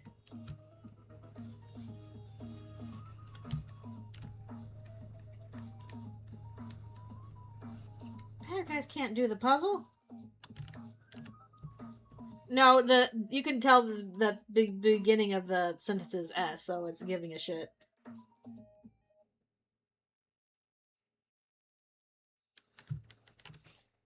At least that's what it looks like from the bit we see.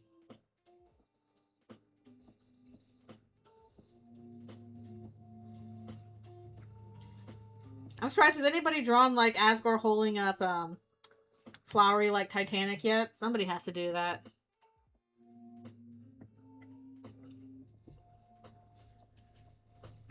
I should have been one of the bromides. It was Asgore doing that.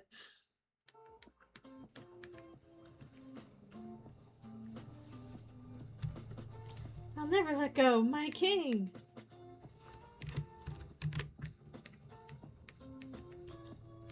Give me a lift to the store. The store's not there anymore. It's been leveled. There is no more store to go to.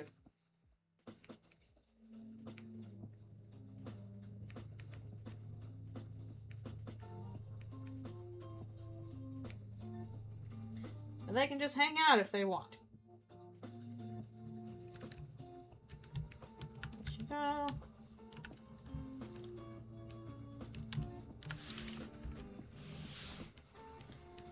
And probably not good for Asriel to get their attention, but he's gonna try anyway.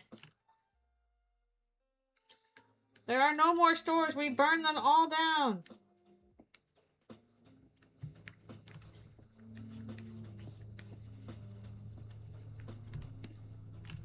We burned down every store. This is going to cause problems.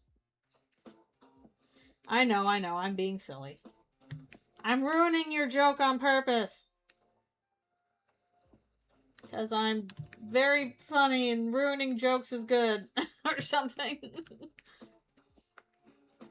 That's a normal thing to do, is ruin a joke. That's totally fine.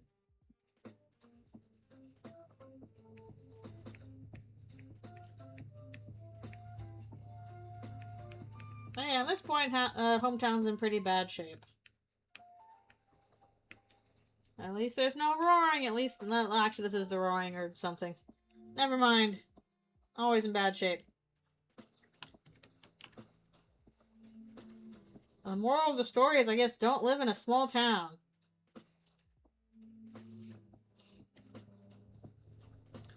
He does want to help Chris, yes.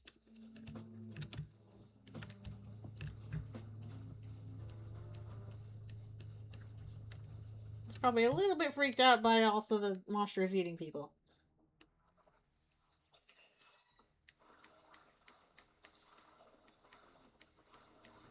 Man, we might be fast enough with this that I gotta pull out another page or something to work on. I guess it depends on how far we get. Thank you. Asriel has been fun to do in this comic. I keep thinking, surely we'll get something in canon for him to base it off of. No!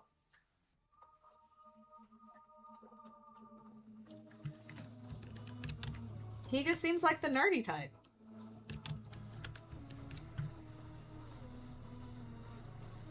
And it's probably at least partially based off the fact that Ralsei wears glasses and has some relation to Asriel, whatever that might be.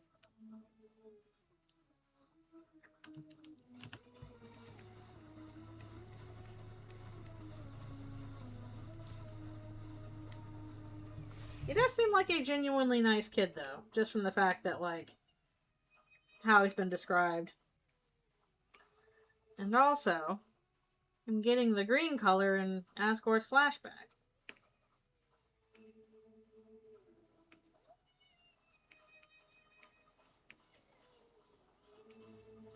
Yay, Lairs! Lairs is fun. More justice types.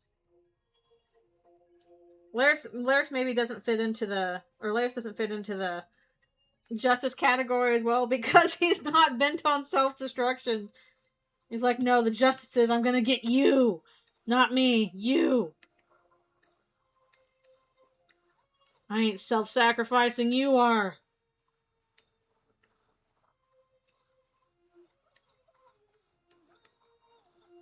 Also, he's not really a cowboy.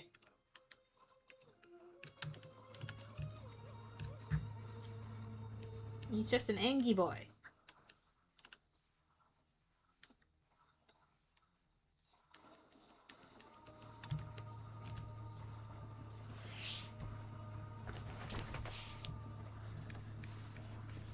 Well, they've all got their own different little roles to play.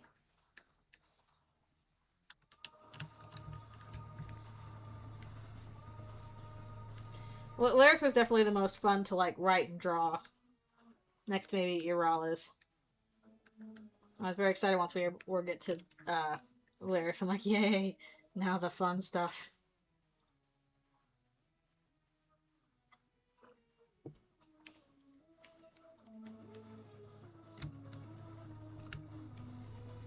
Plus, they're all fun to draw in their own way.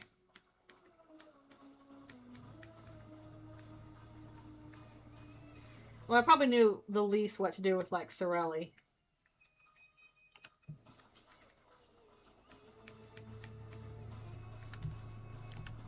Coming straight to your town.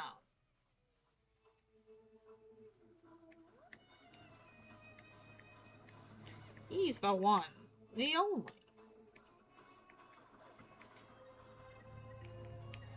Susie's like, I'm never glooby. Always hungry.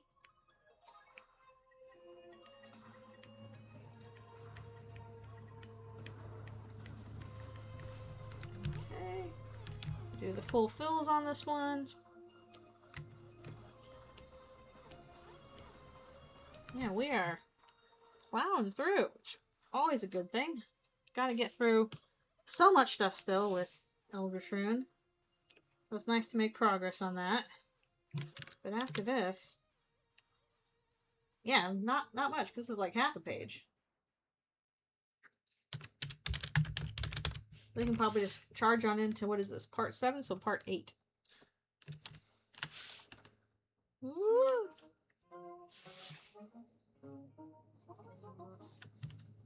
Or we'll be getting back with the Dreamers.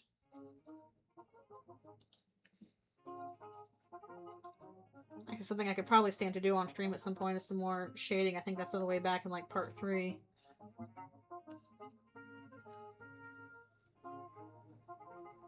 Yeah, I hope I finish everything before chapter 6 comes out.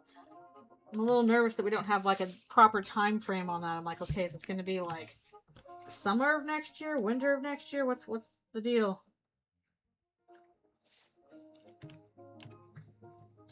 Puppies!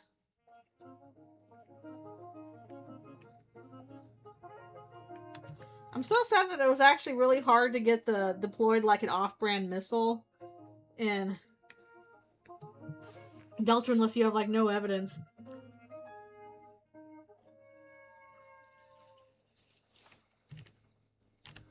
They said people might start on chapter 7 this year. I'm terrified. I'm fearful. I really want to get this to be done before chapter 6. Ugh.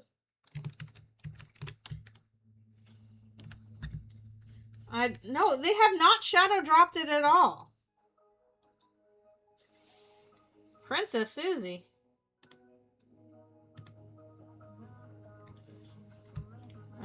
Captcha. Oh, she would be so annoyed. I did like Utena Susie. So hopefully fall winter next year.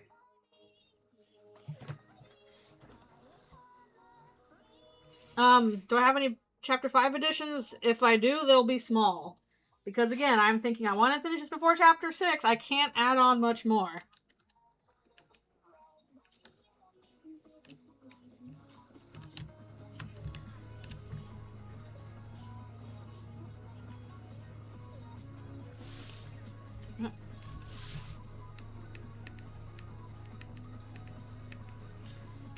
Like, why am I in princess outfit? Also, I can't quite tell what kind of tiara that is, but...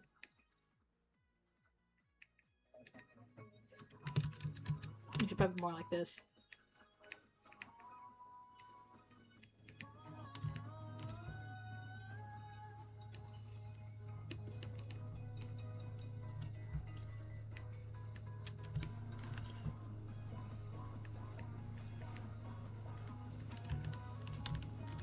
I think the princess ribbon was meant for Ralsei or the girl of prophecy. I don't know.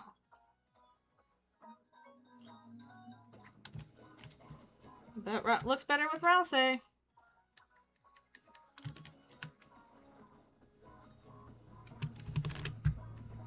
She has like bare arms with it.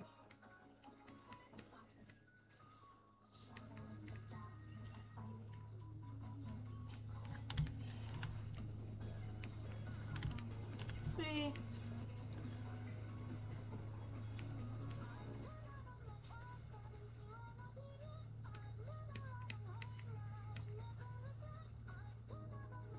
Sometimes it's really hard to like interpret the sprites and stuff like that.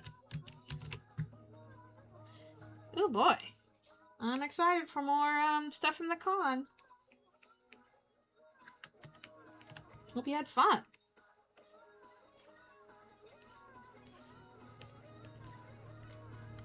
Susie's like, I'm matched because I'm pink.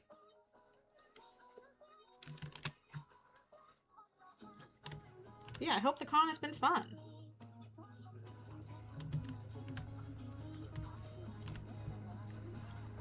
Gotta draw Ross saying pretty things now that we know that there's trans stuff going on with him.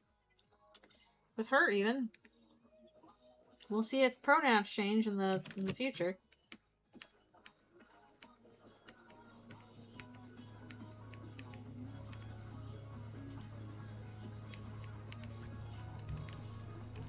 Awesome, I'm glad it was fun. Alright, Princess Susie.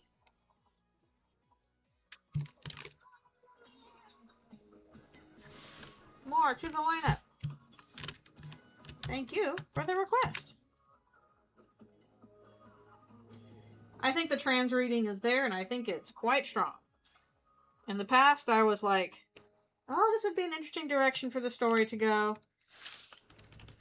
But I don't know if they'll do it. And after chapter 5, I'm like, oh, I think we're going this direction. Oh, I think it's happening.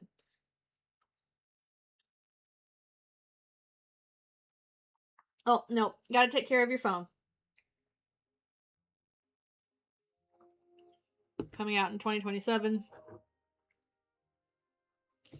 Yeah, people have been saying it would probably be 2027. That's why I'm kind of like, oh, I gotta finish, I gotta finish Eldritchrune before then. That's why it's on my brain, and I had to finish that make or break first, because it was just in my brain first. So whatever we can get done of Eldritchrune before chapter 6, or before the end of the year, really, would be helpful.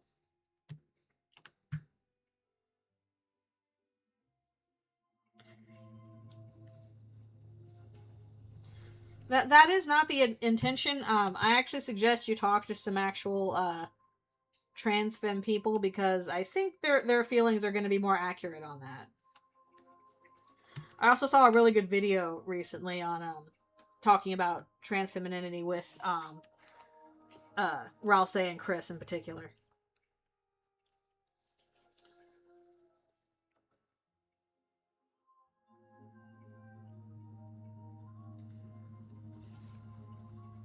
Yeah. I mean, again, that was my thinking before chapter 5. Was I'm like, oh, this stuff about, not wanting to go against the prophecy and stuff can just be applied to general purpose stuff. But it was chapter 5 where I was like, oh, I'm seeing the trans reading now. Like, specifically the trans femme reading. I'm getting it. The pieces are falling into place.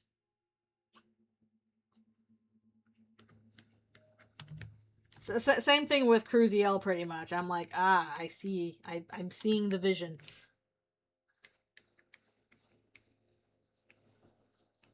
I understand what is happening here.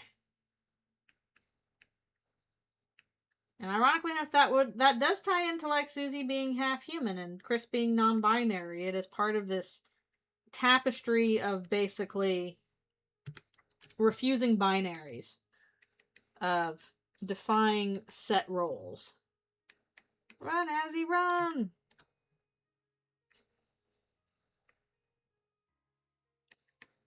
Yeah.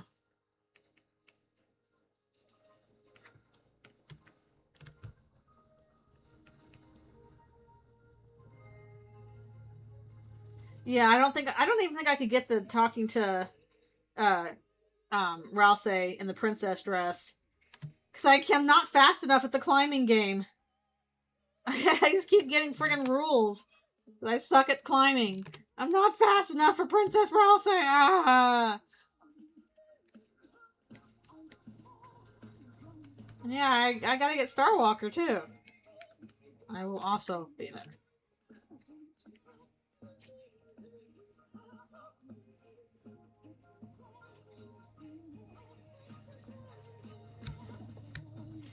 I mean, there's a lot of stuff that's hidden behind, like, optional dialogue choices.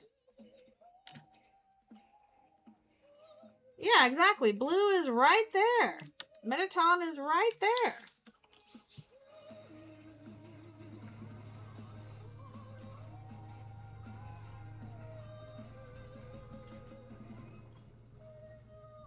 Yeah. There's multiple stuff going on there. Oh, thank you. Pretty standard run pose.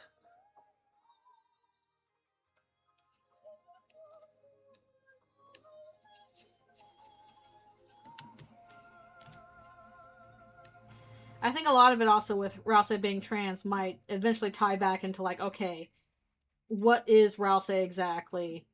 What is his relationship to like Chris and the other Dreamer family? Because there's something going on there.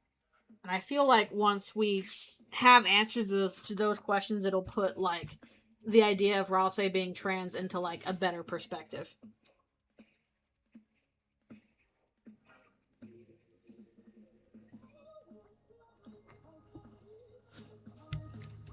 Gender fluid Ralsei is still possible, sure. I'm finding it's rather context based. Either way, the point of it is basically like the game is saying binary's bad. Do not let yourself be limited by these roles that have been forced upon you since like birth, the start of the narrative, etc. You can and should be multiple things at once. This is how you find freedom. This is one of the reasons I should really make that video, even though it's kind of towards the bottom of my list because I've got so much other stuff to do. Like with Eldritchrune.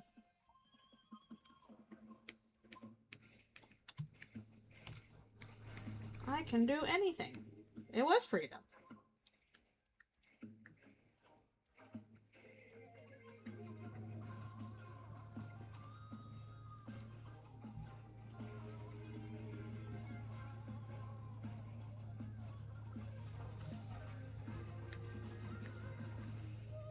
Yeah, I suppose part of it is also like how much of it is like Ralsei being comfortable in male gender roles, and how much of it is Ralsei being like, well, the most important thing to me is doing what people want me to do, so I'm gonna do what people want me to do, and not complain about it. I'm sorry, don't look at me, you know, I'm still smiling kind of thing.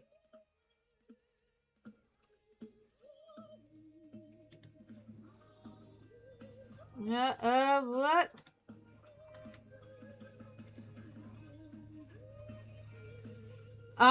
That's gonna be pretty awkward for a sketch request. I don't think people are gonna know what that is, but I'll do my best.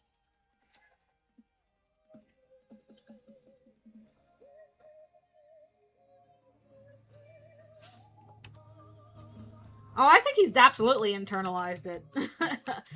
I think he's made his identity part of like the prophecy. Then absolutely, there's internalization going on there.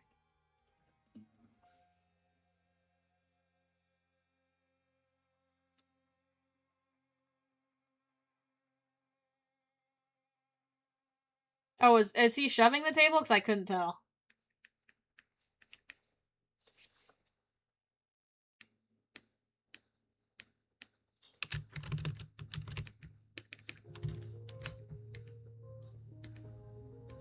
Might have to put like a little, like, I don't know,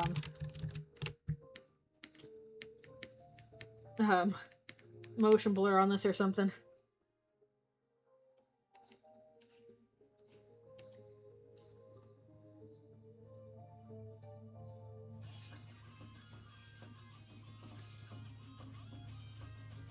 You know, everybody loves the shoes.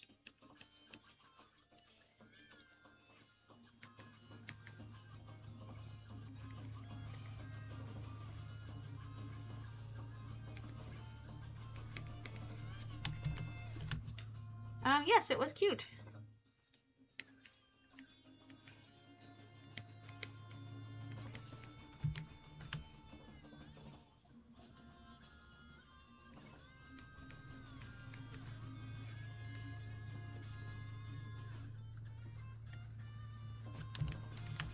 Speed lines, I guess. Why are they in Christmas sweaters? I don't know. Yeah, I don't think that would go well. I'm sure this is a reference to some meme that I don't get. I'm too old. I'm old.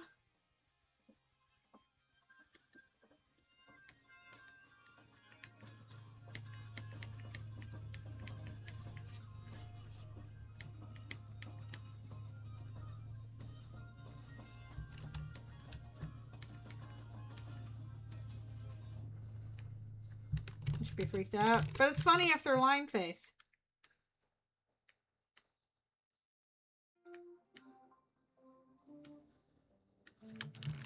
Funny if they're just like, oh, this might as well happen.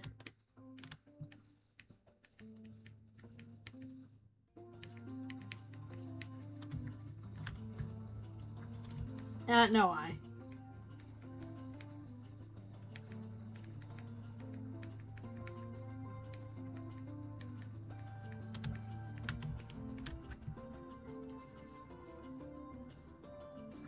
Like, ah!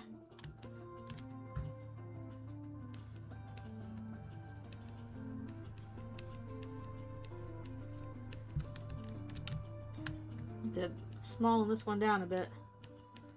I don't know if you can tell they're in a moving van, but oh well. Okay, I'm glad you like it.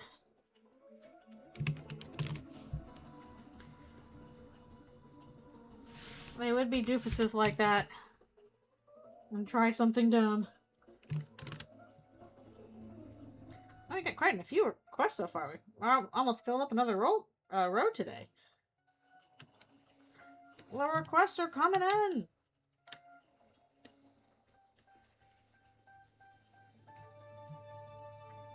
Why would they do that?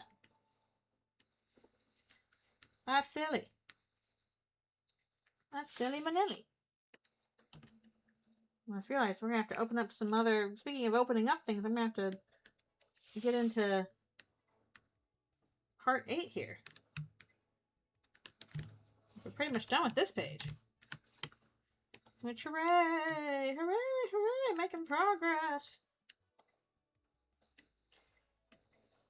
Wait, that's a bit too much. Let's select, modify, expand to 5 pixels, please. Not 56, 5. Thank you. Otherwise, we're going to overshoot some stuff. Okay. Let's, open stuff up. Ending. Probably don't need more than 3 pages. Hope the text isn't open on these. I haven't checked yet. It is! Ah! Text off. Okay. Text off. Where's the... Okay, no text here. Text off. Okay. I haven't checked these ones yet, as is obvious.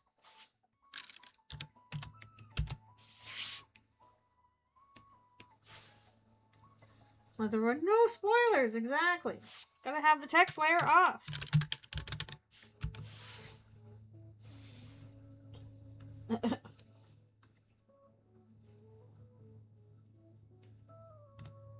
Doodle dump pages? I'm pretty sure I uploaded them.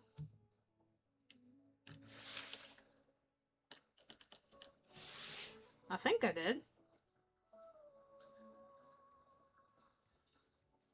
I was a little late for the last one because I was busy that day, but I did post it.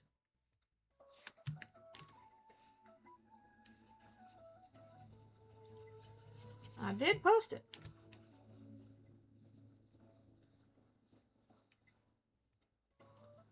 Look at the window. Yep. Surprise, it's me. That gave Toriel a spook.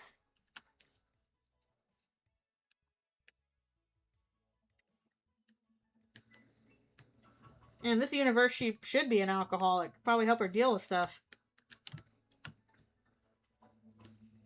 I don't think I have those linked in the master post, because there's not a master post for them.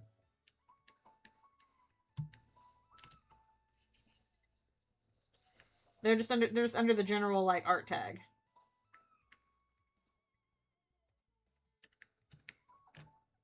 Yeah, I'm sorry, I don't have them in the master post. Because, like, which master post would they go in? They're not anything that falls into a very specific category. So they're just under the art tag.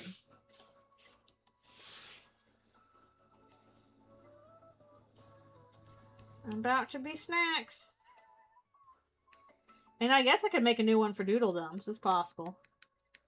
But I don't have that many yet. We only have 3 posted.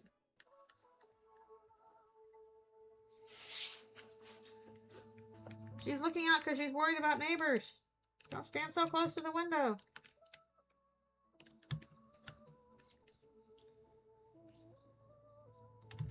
Like, our town's kind of on fire and it might be our fault.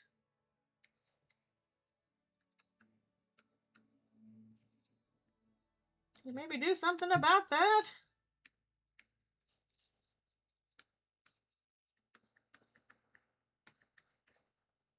Well, admittedly, at that point, yeah, there's really not much you can do about that except for feel intense guilt.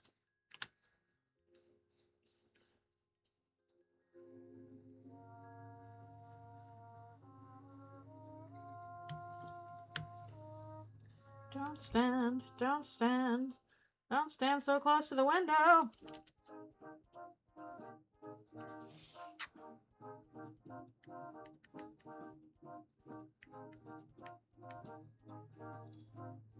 I kind of worry that because it's been taking me so long to draw the ending, like, the characters are kind of gonna look different and change over the course of the years working on it at this point. Ooh. Hopefully it's all coherent by the end.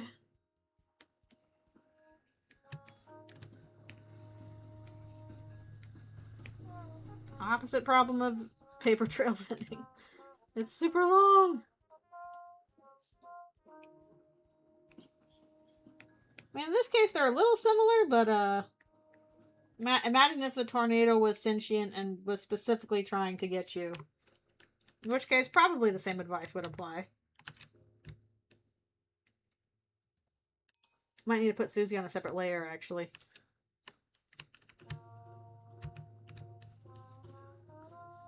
Because she's through a window anyway. Through a glass Susie.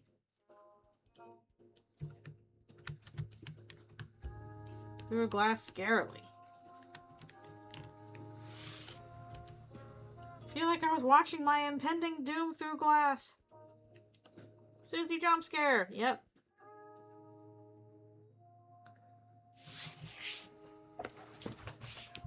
Surely if I look back at the window, there will be no giant Susie eyes staring in at me.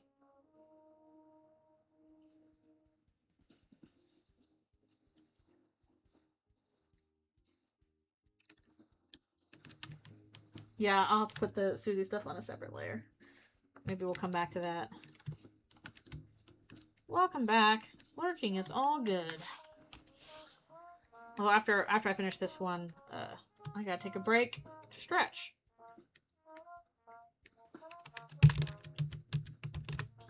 A stretch break, if you will. Does hiding under a desk work? Yes, it can, because either a desk or a sturdy door frame. The idea is that you want something that's going to cover your head and body in case like something collapses or falls on you. We had to do earthquake drills when I was in school, and it was always get under the desk because it's literally just to protect you from something falling on your head. Alright, time for a stretch break.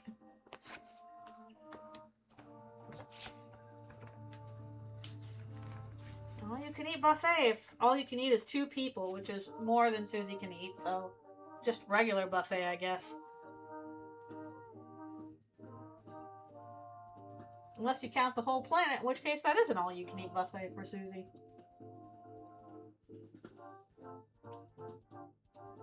Yeah, tornadoes scare me. Maybe just because I didn't grow up with tornadoes or hurricanes. I grew up with earthquakes, and like, you don't have an earthquake season.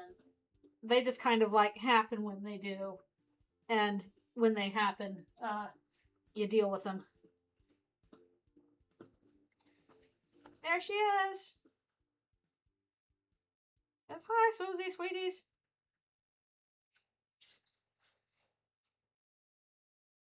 Yeah, actual storms and hurricanes and stuff, those spook me more. I don't like heavy winds. I don't like them. Because that usually means, like, a fire is going to happen where I am. And, hate that. Hate that. Hate that.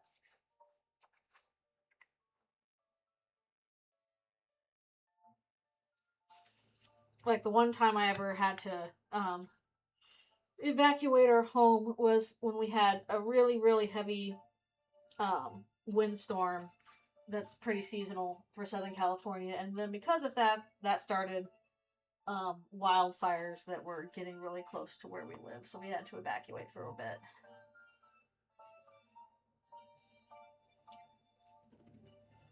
Yeah, earthquakes can happen anywhere, but obviously they're going to be a lot more rare in places where you're not near a fault line. Hello, hello, thank you for coming. Oh, thank you so much. Thank you. Well, line work is probably like my favorite part of the process. I like doing it. It's relaxing to me. It's probably because I just drew with pen a lot when I was a kid.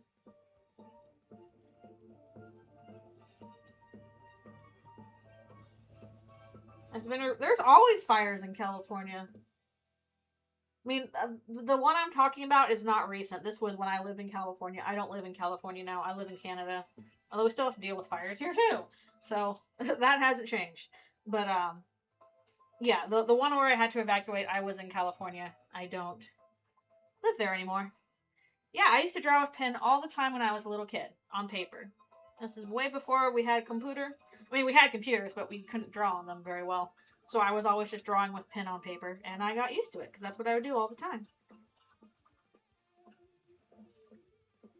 Yeah, there are different processes for me that I have struggle with. Coloring is hard.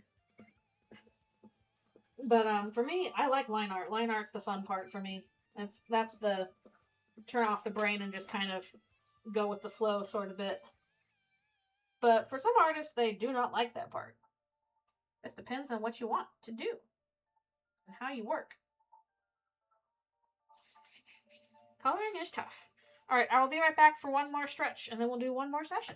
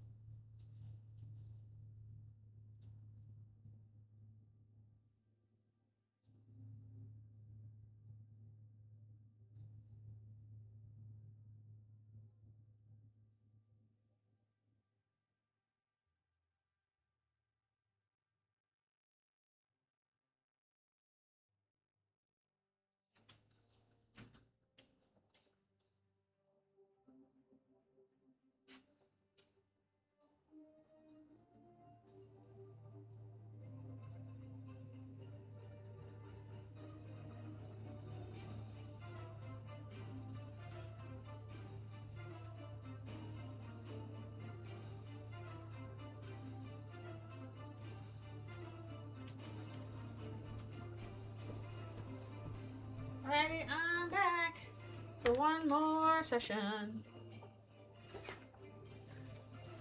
Yeah. Yeah, for sure.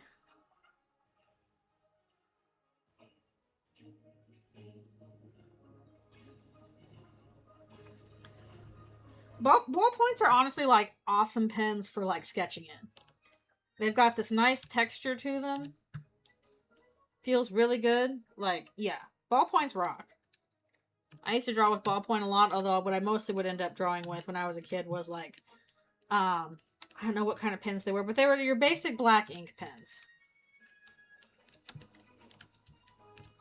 So I would draw on those a lot. Usually, sometimes in blue, but usually in black.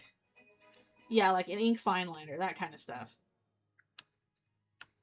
Those always felt good to me growing up, just drawing on paper with that. And I wouldn't often these are special lines. We'll go back to those in a second. You do what you can when yeah, because when I was a little kid, we didn't have a computer drawing stuff. I first started using a tablet in high school. And that was a special gift from my grandparents. Uh-oh, where's the break? Oh, it's right there. I didn't draw around his whole neck. Nice, nice. I'm sure eventually you'll have to do a post about the dreaded blood lore. That always seems to be what people get stuck on, is the blood. The dreaded blood lore! But yeah, the body issues is definitely a important topic to cover. Okay, we'll fill in these guys, and we'll do a separate layer for the Sues. The dreaded blood lore. If I ever do a follow-up half-human Susie video, I'm gonna have to, like, make it, like, in a scary, bloody font, like, you know, generic stock noise scream behind it. Yeah, right now I'm just putting down, like, bases, and then I usually, like, color on top of that later. But this is a nice, easy way to, fill in a bunch of stuff quickly. Let's, we're gonna... Oh. We also got her nose back there. We'll do this on a separate layer so that we can, like, put a window pane or something here and figure that out. Yes, I am using the Photoshops, the horrible Adobe. But I've been using that for, like, I don't know, near on 20 years at this point, maybe more. So switching is going to require a lot of work. Alright, we'll go back in and make sure we cut away stuff for the window later. So that she's not overlapping the window stuff. But we'll do that at a later date. We're just trying to do fills right now. It's just fills today. Yay! Copy of Adobe, yay! Or Adobe, exactly. Constantly ask me, do you want to use their AI tools? No, I want you to shut the heck up. This is what I think about your AI tools. Bah! Exactly.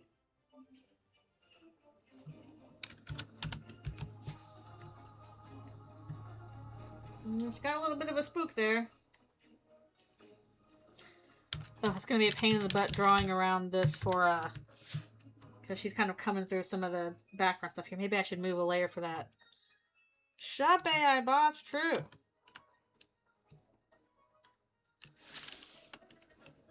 It is. Oh, I'm making it too large. We're going in the wrong direction. This way.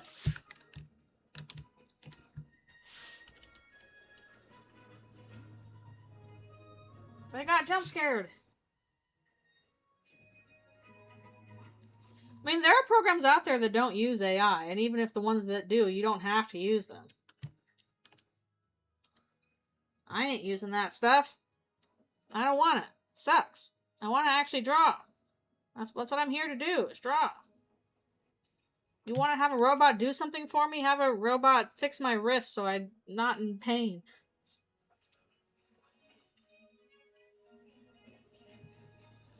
Yeah, there's Photopea, there's Procreate, there's Paint Tool There's options out there. There are plenty of options. Yeah, I am at least happy with Chapter 5 that now we have, like, big points towards half-human Susie that don't rely on blood lore. I think that's what people keep getting tripped up on, is the blood lore stuff, and it's like, no, it's not just blood lore. Look, we have other actual things involved here. So, I am glad that the stuff we got in Chapter 5 was not blood lore. That can be answered in, like, a line in a later chapter. Like, do monsters have blood or not? Yes or no. So somebody will say so. And then we won't have to worry about it anymore. God willing, we get that, please. Or dog willing, I guess.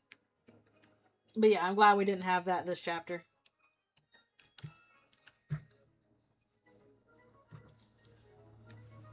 There are also, like, cheaper drawing tablets out there now you can get. I have the way too expensive ones because of reasons, and actually, I'm a little worried that I'm gonna have to replace this one soon.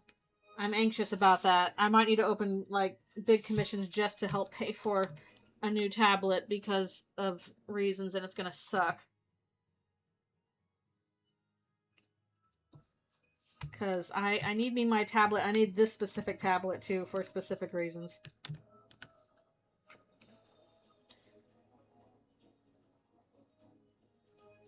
$16 gigs? Good grief. Oh my goodness.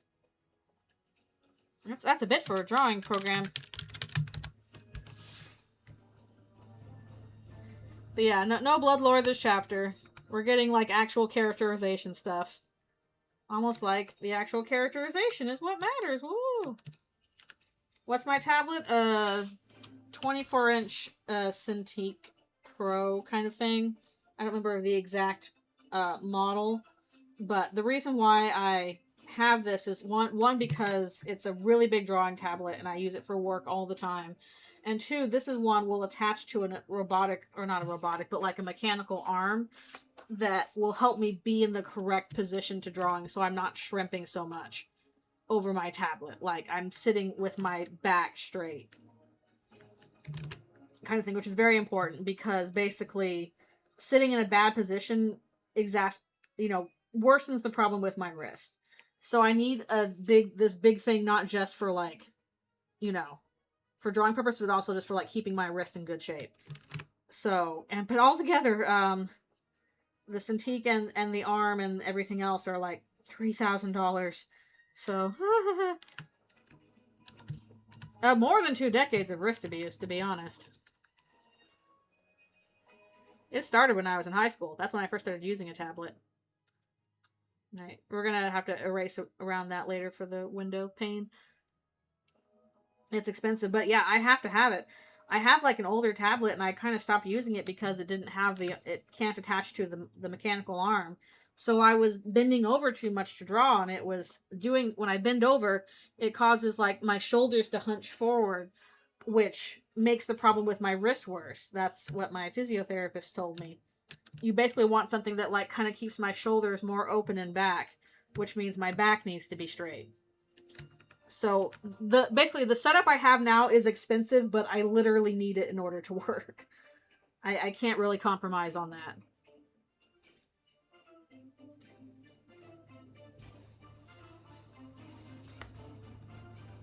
Yeah.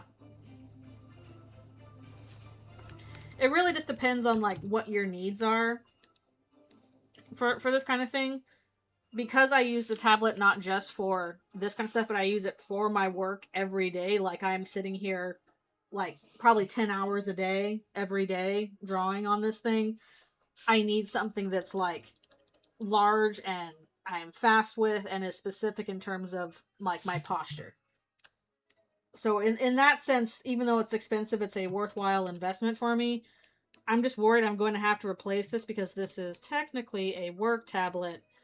And if they ask for the tablet back while I'm on work hiatus, then I will not have something to work with, and I will have to get my own, and that'll be expensive. I like fan arts too, yay! And being here on the streams is good.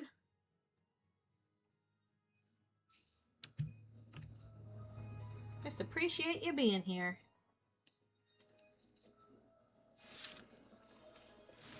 I could draw on the walls of my house. I rent! I can't do that. I'd have to buy my own place, which I'm also trying to do, but houses are like $1 million now, so it's going to be a while before that happens. Yeah, and also like even though it's like it's expensive, I can at least write it off on my taxes. And it's like, oh, I spent many dollar on this piece of equipment. Lower my tax, please. House cost is ridiculously too high. It's very high. I don't like it. Okay, that's her tail. I'm like, what are we seeing through the window? Her tail's through the window. Couldn't quite remember. I'm trying to save for like a house down payment, but even that's going to be like $200,000, and I don't have that kind of money offhand. Ah, thank you. Yeah, I'll go back in here later, and again, we'll delete the window bits. This is just to get the fills down.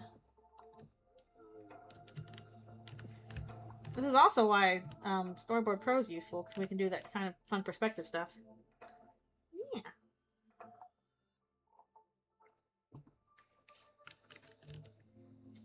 I like drawing Eldritchrune Susie when she's like, blah, and angry and all the teeths. Teeth, teeth, teeth, teeth, teeth, teeth. Big, scary teeth. Big, scary teeth.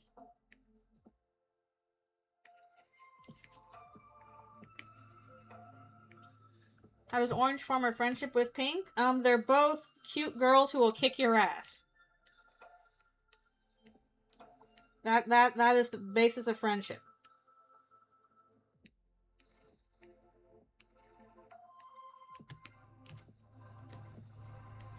How long have you been my big sis?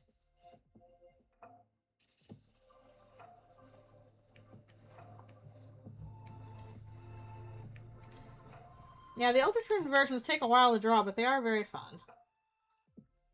Although it does make it hard for comics, because then it takes longer to draw all the comic stuff, and there's nobody to blame for that but me. The better to eat you with, my dear, as the fairy tale goes. Ah, thank you so much. Thank you. I hope people like the ending. Big, scary teeth. Yeah! Yeah! Eldritchrune Noelle's fun too. I'm impressed by how often you've drawn her, because the antlers are the part that's trippy. Her big pokey antlers.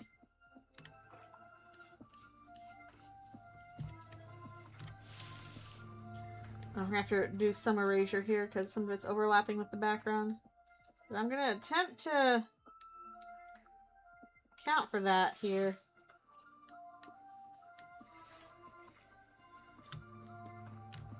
How does Orange create her friendship with Pink? I don't know. How do you think it happens?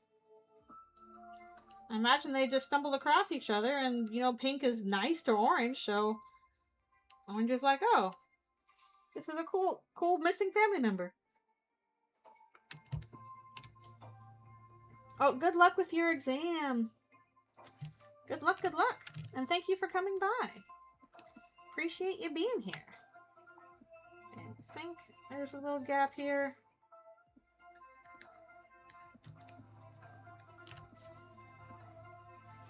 Yeah, it does depend on the angle, I guess. Again, I literally am just cheating her antlers by copy-pasting them. But I kind of think I would be nice if I had like an actual 3D object I could turn in space. I really need to get a little better with Blender. I really need to practice with Blender. I have it. I just mostly use it for work stuff, and even then it's not much work stuff. The screen capping. I haven't really done modeling in a long time. Or animation. I learned it like 20 years ago, and it's all probably changed since then because it was in Maya. Fundamentals.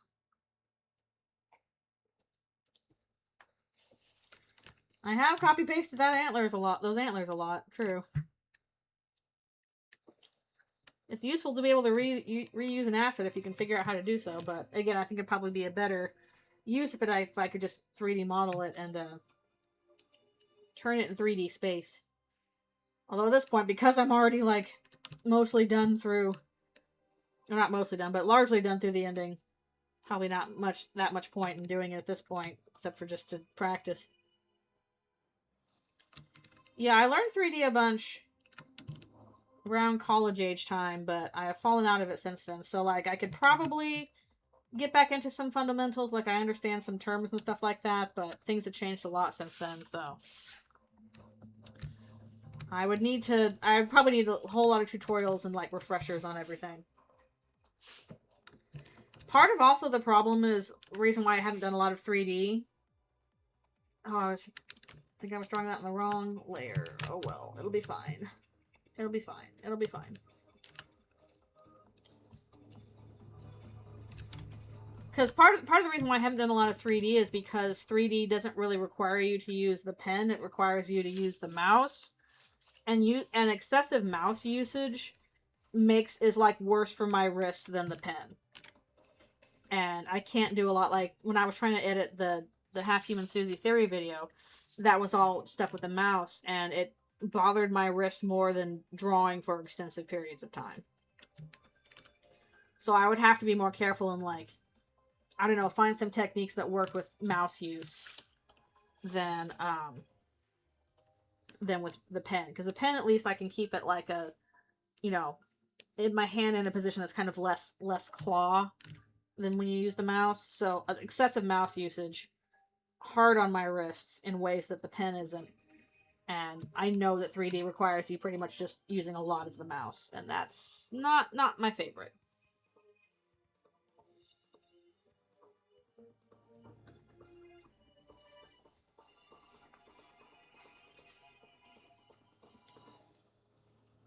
Could use that. I do appreciate the fact that, like, this nice big desk pad that I have with the Cyber City, I can kind of use my mouse wherever I want. I'm not restricted to the pad, but using it for the pad specifically might be good for, like, using it in 3D. The mouse is mightier than the pen, gets punched by Ori, true. Ori will beat me up. From the wrist. Giant mouse pad. I'd probably need to get, like, if I was going to start doing 3D seriously, I'd probably need to get a better mouse anyway. The mouse and the keyboard I have are just kind of, like, okay. They're nothing super special. Basically, I would need a mouse that does not claw my hand so much, because that clawed position also makes the wrist worse. It's in the shoulders, in the neck, in the arm. It's all of it together. It's all linked.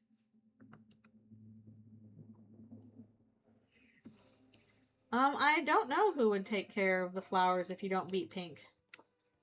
Probably Toriel, since we saw her gardening in Chapter 5. But it feels kind of bad having her, like, take on her ex's, you know, interest after he vanishes. So having a Papyrus and Sands do it, that's a better possibility, I think. Especially since they live so close.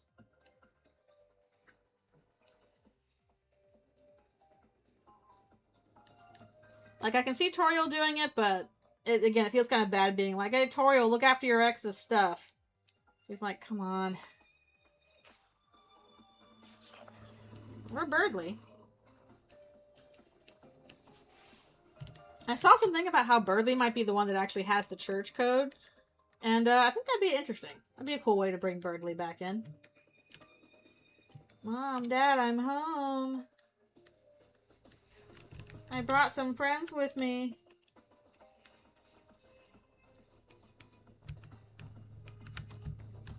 I hope you can give them dinner because they're hungry.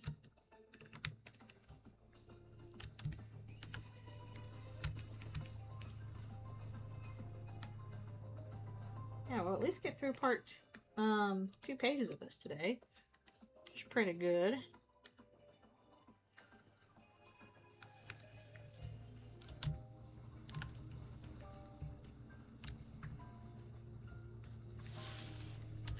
Probably not, but there's not much they can do about that.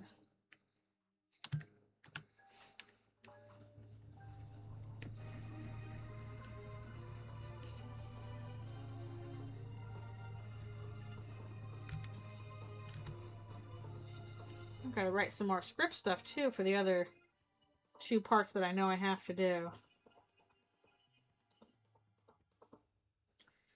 So much stuff to cover.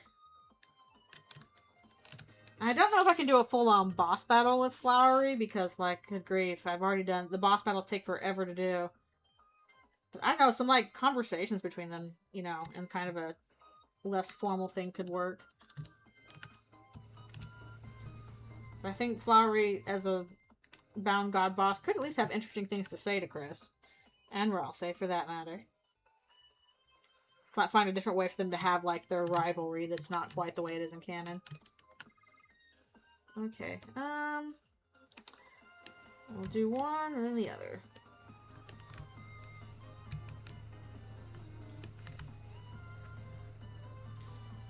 Yeah, we know what Pissed Eldritch Ralsei will do. Well, actually, I know, but, probably haven't seen the full extent of that yet. He already uses fire abilities. He's got a lot less qualms about using the fire. We've seen angry Ralsei, we haven't seen, like, truly pissed off. We haven't seen incandescent with rage yet, Ralsei. That's where the fun is. Oh, shoot. Didn't close that. So Flowery pushing, yeah, exactly.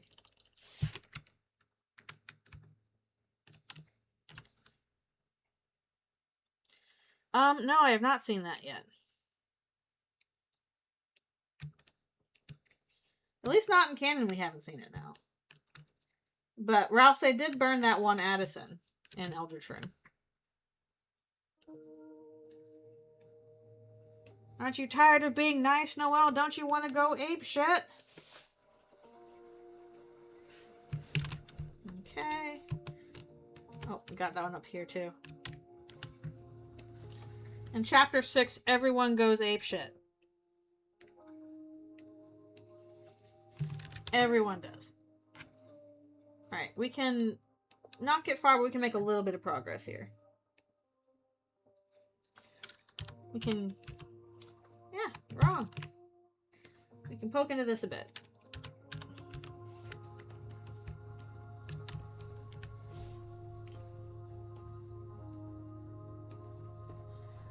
Speaking of, aren't you tired of being nice? Don't you want to go apeshit? Angry Chris here. Yay! Yay! Yay!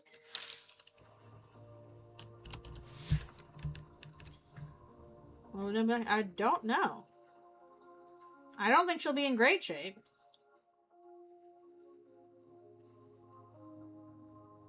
I don't think she'll be doing well. Yeah, like up through 4, she's like, okay, that's a bad prank, although, after 5, I'm not sure.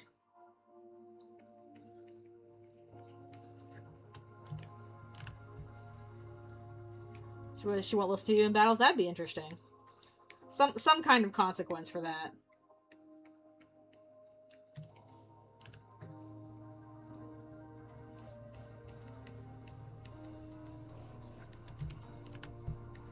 Either way, not in good shape.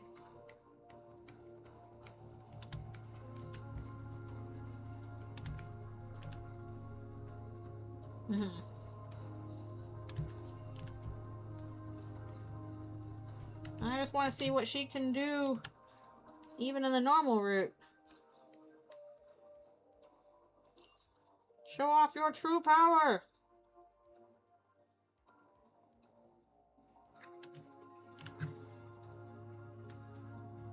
I thought that was cut.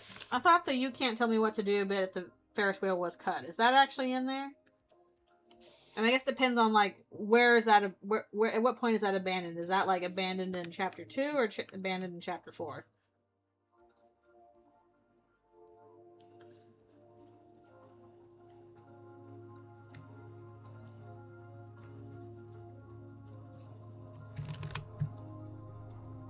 I don't know. We'll see if he does or not.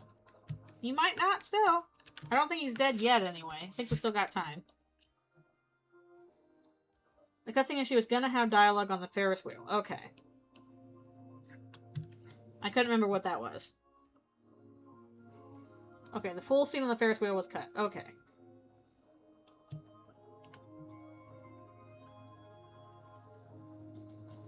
So many different variations depending on, like, what you do. Ugh, I can't keep track of them all. Especially because I haven't played Weirdroot. That only happens if you say Chris and Noelle will ride together. Okay.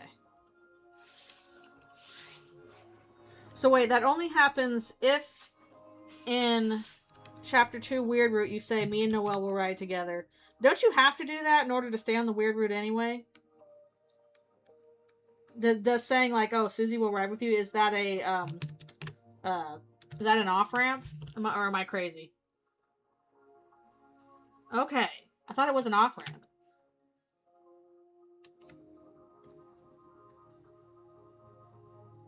I guess you can skip that sign entirely. That's true. That's not required. Okay, it's just for flavor. Okay.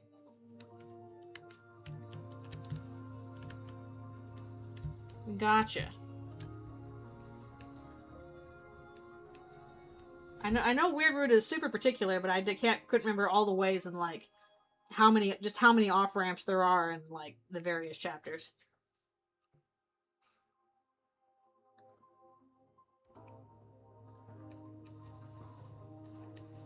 Or she's like, no, I will not Ferris wheel with you. All this, build up about, oh, will you be on the Ferris wheel or not? And the Ferris wheel is like, we go halfway up and it was kind of nice.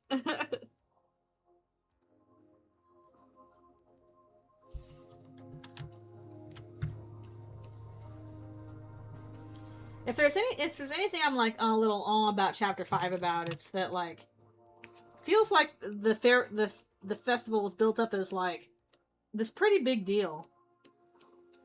And while it was really sweet and nice, I'm a little surprised we didn't have like a little mini game or something of the like. We had more options to do things with like church juice.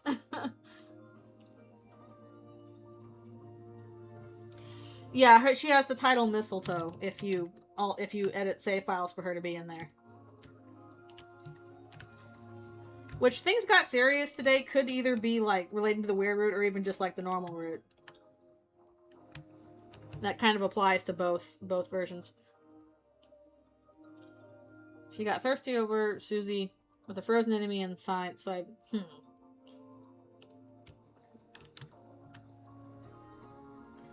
It's possible some stuff was cut or just condensed. I mean, on the one hand, like, I'm a little sad that didn't happen. On the other hand, like, I'm glad we got this, gameplay focus on Chapter 5 and, like, the platforming, because that was just really fun. That was cool to do. That's probably why this was the most fun chapter to play. It took me 10 hours to do the chapter. It's not like I can complain, like, oh, we didn't have enough to do in this chapter. We had plenty to do.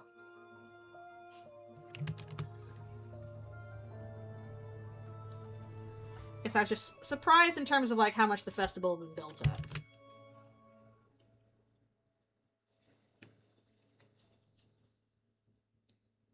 Yeah.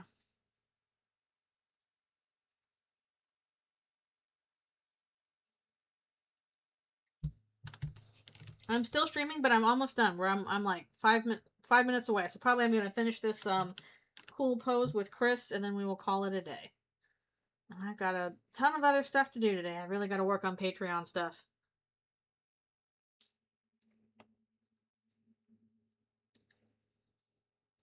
Get wings to fly. I hope that means we'll get a flying section later with Susie with wings.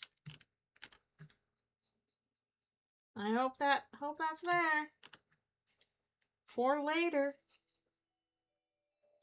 But yeah, I'm almost done. I gotta stop and eat my lunch and grab a few things from the drugstore and all the other things I gotta do for real life. But we can finish on Angie Chris here. I get to be badass.